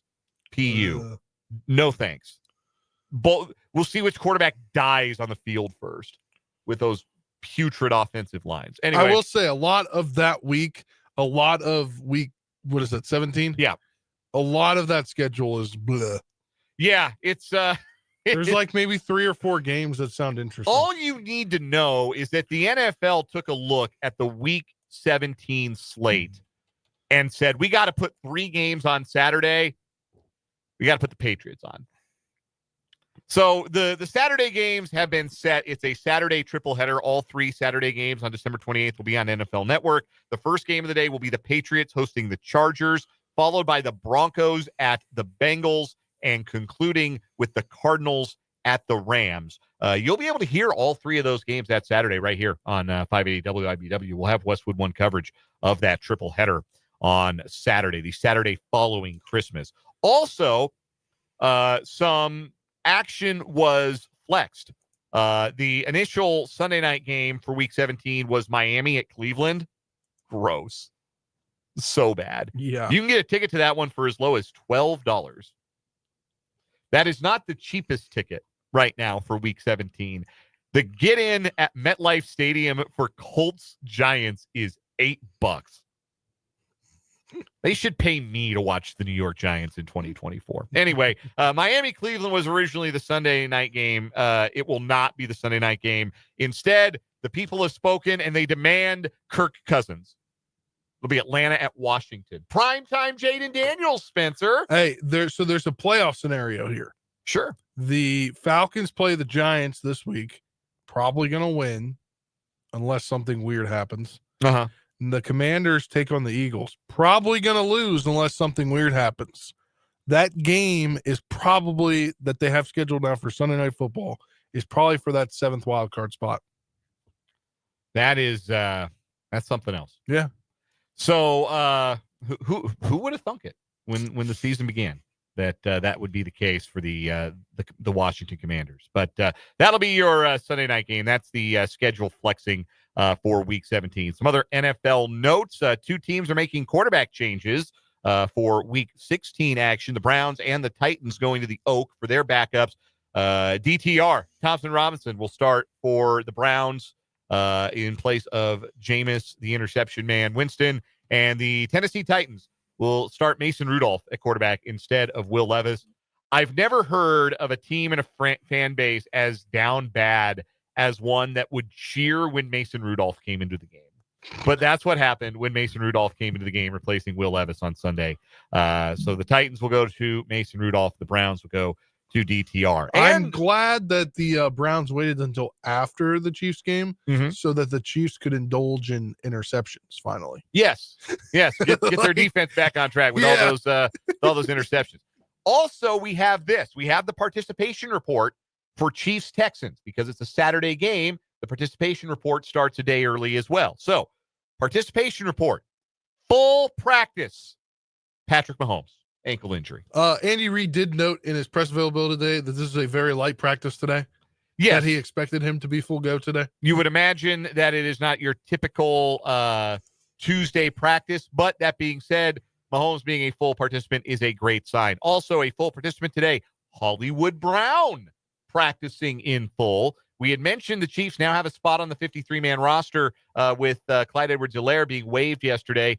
Suspect that Steven Nelson's going to join the 53 at some point, but also Hollywood Brown has the practice window open. Maybe this is a step towards getting him back on the field as early as Saturday. I'd be surprised. Yeah, I'd But, be surprised with the games the way they are. Certainly trending in the right direction, which is good to see. Also listed as full participants, Creed Humphrey, Jawan Taylor, and Harrison Butker. DJ Humphreys did not practice. Shamari Connors in concussion protocol and did not practice. For the Texans, they held 6 players out of practice today. Nobody hugely important. Backup quarterback Davis Mills is sick. So is tight end Cade Stover. Also DNPs today, center Juice Scruggs, wide receiver John Mechie, defensive tackle Foley Fatukasi, and linebacker Delshawn Phillips. Fatukasi and Scruggs are starters. Scruggs did not play against the Dolphins last week. Fatukasi left the game after just 6 snaps. Running back Joe Mixon was limited, a veteran rest day for him. Offensive tackle Kenyon Green was a full participant. Those are your NFL notes to start our 580 Sports Talk headlines. Spencer, what you got?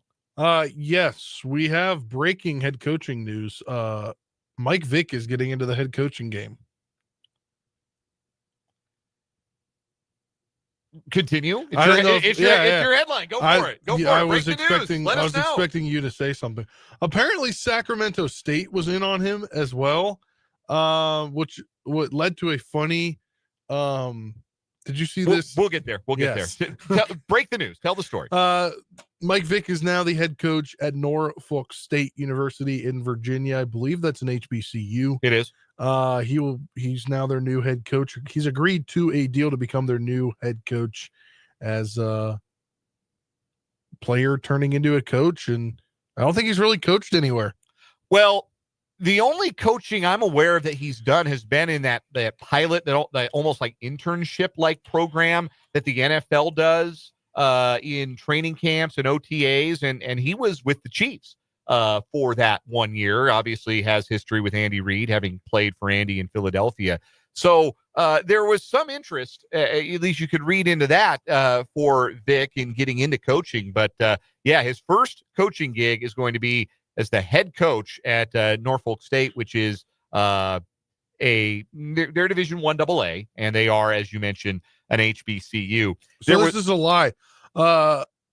He has some offensive coordinator experience for the Alliance of American Football with the Atlanta Legends. Oh my God, I forgot about the Alliance of American The Football. short-lived alliance. AAF mentioned. If Brendan is listening, we're going to get a text. Brendan was the OG AAF supporter and was so devastated when it went away. If he's listening, we're going to hear from him. There's no question about it. Anyhow, so first head coaching gig anyway, going to be at the college level. There was that report yesterday from Adam Schefter that said Sacramento State was about to hire him and mentioned that Sacramento State has a $50 million NIL budget. No, they don't.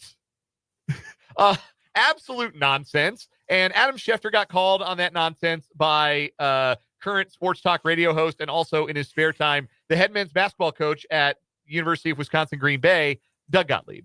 And Adam Schefter basically hit him with this you and pointed to the bottom of the Horizon League standings, which is where the Phoenix reside. Doug Gottlieb's Phoenix are 2-10 and 0-3 in league play and have lost 7 in a row. Because, as it turns out, it's a really dumb idea to hire a sports talk show host to moonlight as your head men's basketball coach in college.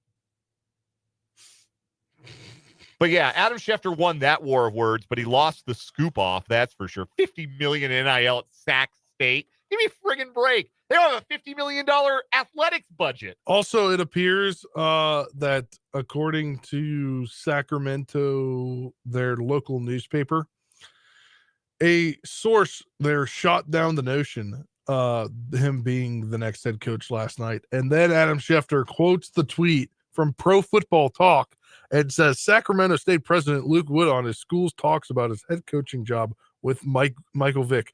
Quote, he has expressed interest in the position, and yes, I did meet with him about interest in Sac State football and our athletic rise. As you can imagine, given the success of our athletic programs, that our football coach job is an attractive role. No, it's not. Mike Florio is really catty in this story, though, from Pro Football Talk. He said, the news comes amid a questionable report from ESPN.com with the even more questionable notion that Sacramento State has a $50 million NIL treasure trove.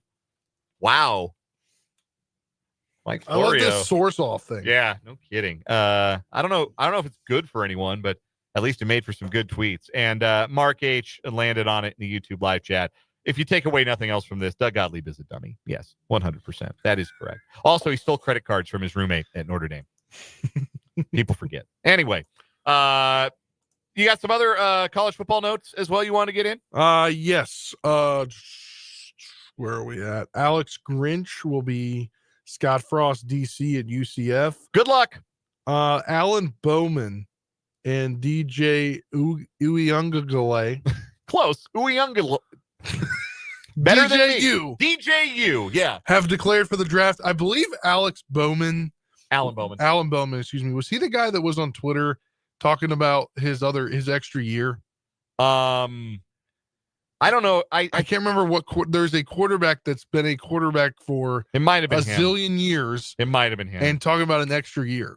I could tell you this. Alan Bowman and DJU's already been drafted by the only team that's going to draft him, and that team was the Los Angeles Dodgers. He is not going to be drafted in the NFL draft, and I don't think Alan Bowman is either. It's time for those gentlemen to go pro in something other than sports. Or maybe baseball's the thing for DJU. I don't know. But definitely time for Alan Bowman to get a real estate license or something. Sell cars. Get a job, brother. Don't be mad. UPS is hiring. Next headline for me today, the NBA has announced their new All-Star game format. They are changing from the traditional single game format to an All-Star tournament, a 4-team, 3-game, 1-night tournament, similar in some ways to what the NHL has done for a handful of years. 3 teams of 8 All-Stars each, with the 4th team being the winner of the Rising Stars Challenge for first and second year players. All games will be 1st to 40. It will be February 16th this year at the home of the Golden State Warriors. Kevin Durant was asked about it. He says it sucks and that they shouldn't do this and they should just go back to the old East-West format. Here's the thing about All-Star games.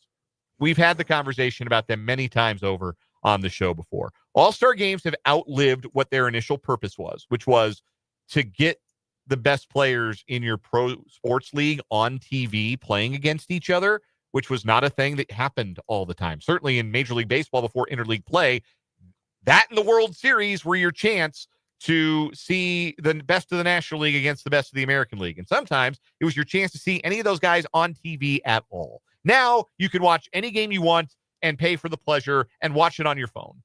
So the All-Star game is now just a party that the players come to. It's not competitive. It's not meant to be competitive. Those guys aren't going to go bust their tails in an All-Star game, and no change in format is going to make the All-Star game in basketball any more palatable. It's just kind of broken. Go to a skills challenge. Make more guys do the dunk contest. That's what people really want to see, is the stars do the dunk contest. Get rid of the game. Just do more skills. Do more three-point. Do more dunk contest stuff. That's what the people really want. I don't think this is necessary, and the players aren't really all behind it either. So, but that's the new format for this year's NBA All-Star Game. You won't get to complain about a lack of defense resulting in teams scoring over 200 points. Those days, or at least for now, are over. Do you have one more headline for us? Yes, Iowa State head coach TJ Otzelberger. Is that how you say it? Yeah, I said it right. I'm bad with names today. Whose third-ranked Cyclones have reached the NCAA tournament each of his first 3 seasons. He's agreed to a new contract through 2031 to 2032 season. Not surprised. No. They want to keep him around. They want the program to be how it is. And they are they're number 3 in the top 5 in the country, playing really good basketball. Not any kind of basketball I want to watch. My stance on TJ Otzelberger is set in stone by now. I'm never going to like watching his teams play, but there's no denying that he has turned Iowa State into a consistent winner and a trip to the dentist office for all of their opponents. And I would expect that to continue for as long as he's there. Just don't expect me to enjoy watching their fall down, go boom defense. It sucks. I hate it. Anyway, last headline for me. Did you like the Chiefs Hallmark Christmas movie? Spencer, did you like it? It was a good movie.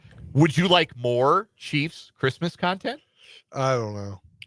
The Kansas City Chiefs, I'm reading from this press release, are continuing to offer all of Chiefs Kingdom a holiday season to remember by announcing a Kingdom Christmas Story, Hail Mary. That's a Kingdom Christmas Story, Hail, Merry, Mary.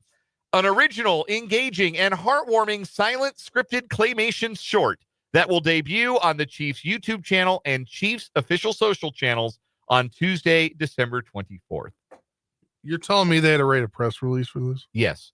Claymation versions of Chiefs head coach Andy Reid, Patrick Mahomes, Travis Kelce, Chris Jones, Isaiah Pacheco, George Karlaftis, and Trent McDuffie, along with the delightfully unexpected bounce of a football, save Christmas by bringing a busy family together around the Chiefs game, empowering all to believe in their dreams and the magic of the season. The 90-second claymation original short will premiere at 6 p.m. on Christmas Eve on the Chiefs official YouTube channel. So no spoken lines for any of the players depicted, and it's only 90 seconds long. And yeah, I don't know why they need a whole press release for this either. I'll be honest. I'm gonna watch it though. Who created it? What animator created it? Did they give a shout out? That is such a good question. I don't know. They didn't put that in there? No.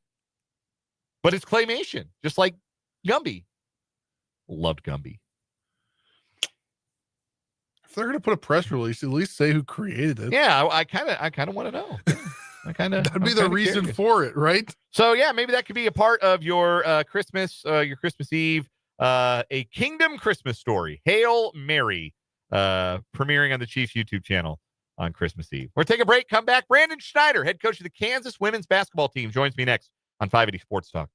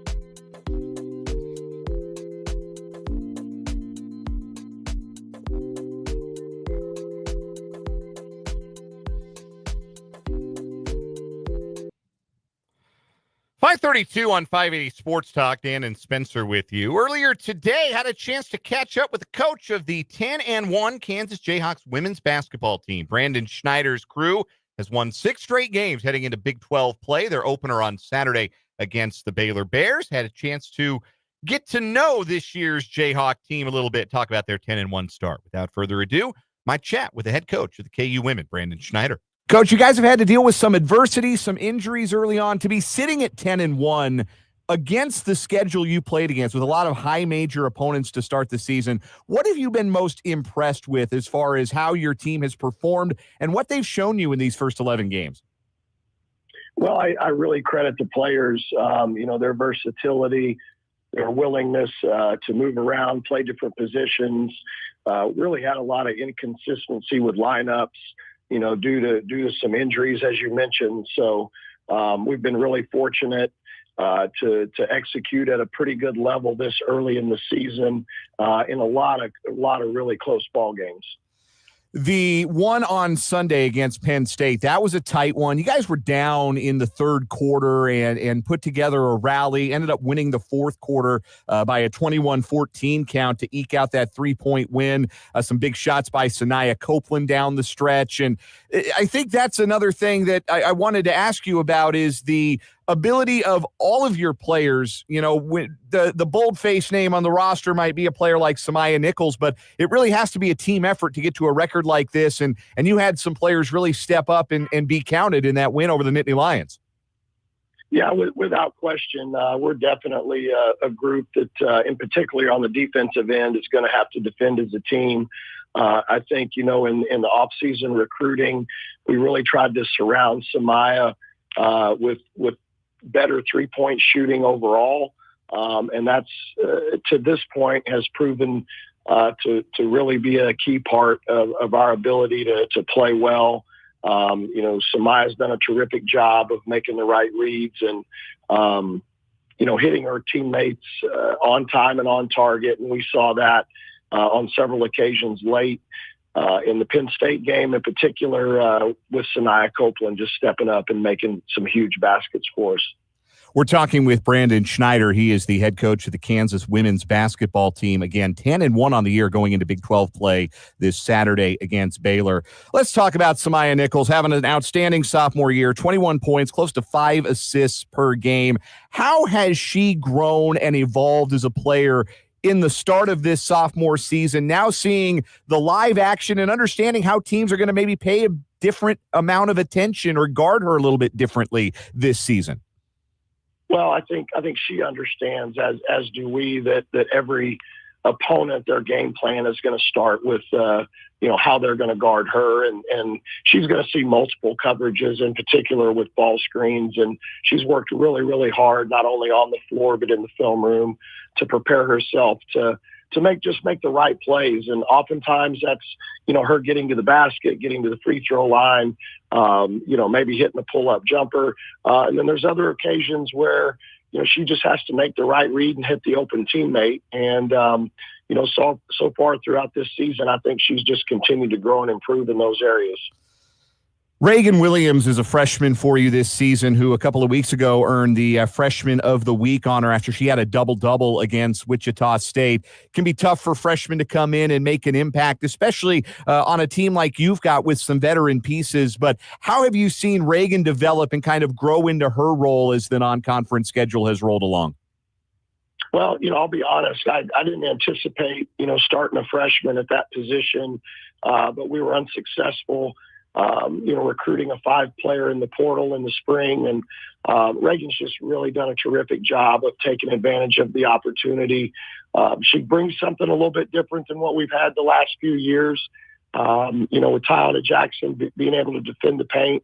But Reagan just plays with such a high motor. And as every coach knows, you play really, really hard, good things are going to happen. And I think that's where Reagan is really provided a lot of value for our team. Elle Evans was a transfer piece I know you were really excited to get. We had a chance to talk with her, have her on 580 Sports Talk during Big 12 basketball media days, and she seemed excited about the opportunity, certainly excited to play next to a player of Samaya Nichols' caliber. So far, Elle's averaging about 13.5 a game and shooting 37% from three. Has she been what you kind of anticipated she would be, bringing a player of that caliber onto your roster from the transfer portal? Yeah, she's definitely growing into what we thought she would be. I think took her a while just to work into maybe a little bit different system with some different expectations for her. But right now, I think is really becoming the complete player that we thought she could be. You know, she's so much more than just a three-point threat and a floor spacer. She's doing a better job of attacking the basket, hunting mid-range shots, and also trying to get to the free throw line.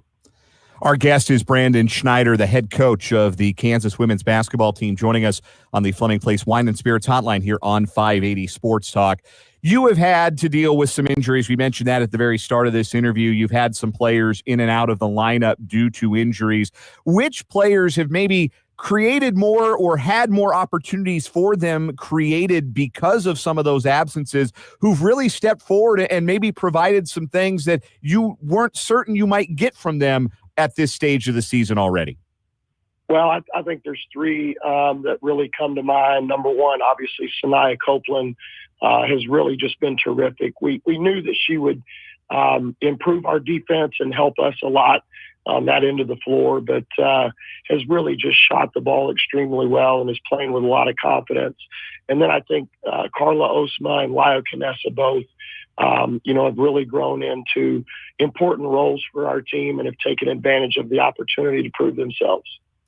You mentioned defense when we started this conversation, and knowing that needs to be a part of your team's identity. So far this season, you're limiting teams to just about 58.5 points a game, holding them to under 30% shooting from behind the three-point arc, 28% in fact. What things in particular do you feel like you're doing well as a team defensively, and what things can you still build upon as you get into the teeth of the Big 12 schedule?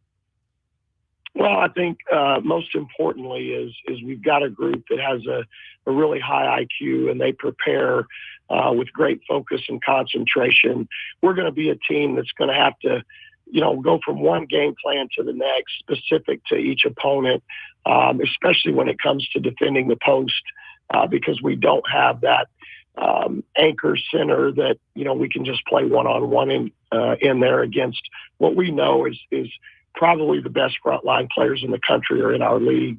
And I also think that, we've really added a lot of length to our team in recruiting with the 8 new players.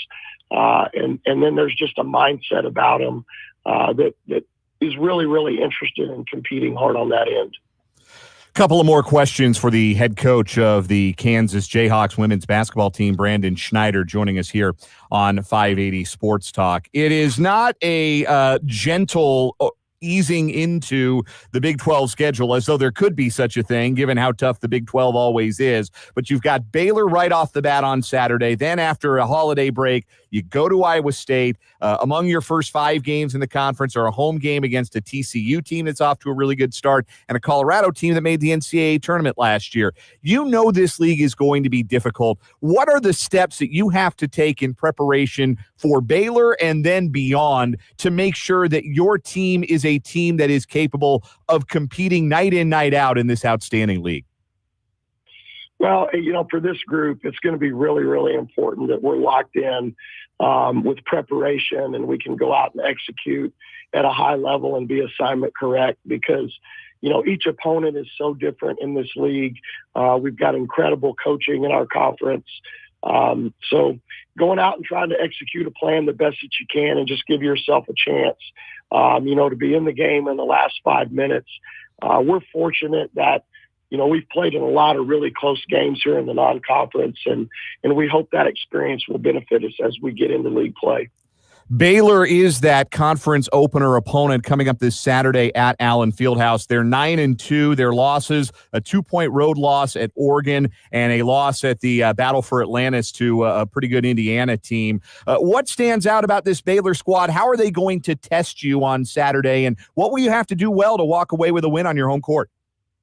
Well, they only out-rebound their opponents by 16, and they're winning their games by an average of about 29 points. So they're going to present a lot of problems. I think first and foremost is the possession battle. Like I said, plus 16 on the glass, plus 4 with turnovers. So we're going to have to take care of the basketball, and we're going to have to find a way to box out and keep them off the boards. Last one for you, Brandon. I know that you always want your teams to be tough. That's something that every coach in America would say. You want to have a tough team, a gritty team, one that bears down when the going gets tough. And for your team to have overcome some of the things they've overcome and to be able to have won, as you mentioned, a lot of close games. We talked about the Penn State game. There's a 1-point win over Auburn. There are some other close, hard-fought games on your schedule that you've come out with a win with. What have you seen in regards to your team's toughness? Would you evaluate this team as a team that has shown you that requisite toughness they're going to need to be a Big 12 contender? Yeah, I think they have. I think it's the difficult part when you're going through injuries and you have a very short bench is practicing tough things at risk of somebody getting hurt in practice. So, we've tried to emphasize doing all the tough things a lot more with mental reps and film work than we probably have. Physically, it's like football. We're not putting on the pads right now, so to speak, and just because we have to do everything we can to stay healthy. So from that perspective, I've been really happy with, how we've executed the tough things, especially in the last 5 minutes of games. Brandon Schneider is the head coach of the Kansas Jayhawk women's basketball team. Again, they are 10-1 on the season so far and winners of their last 6. They open Big 12 play Saturday afternoon at Allen Fieldhouse against Baylor. Tip-off is set for 4 p.m. Coach Schneider, thank you so much for taking the time this afternoon, and best of luck to you against the Bears and throughout Big 12 conference play. Thank you, and happy holidays. That was Brandon Schneider. Really appreciate him taking the time earlier today to speak with us here at 580 Sports Talk. We'll take a timeout, come back with some more sports talk after this.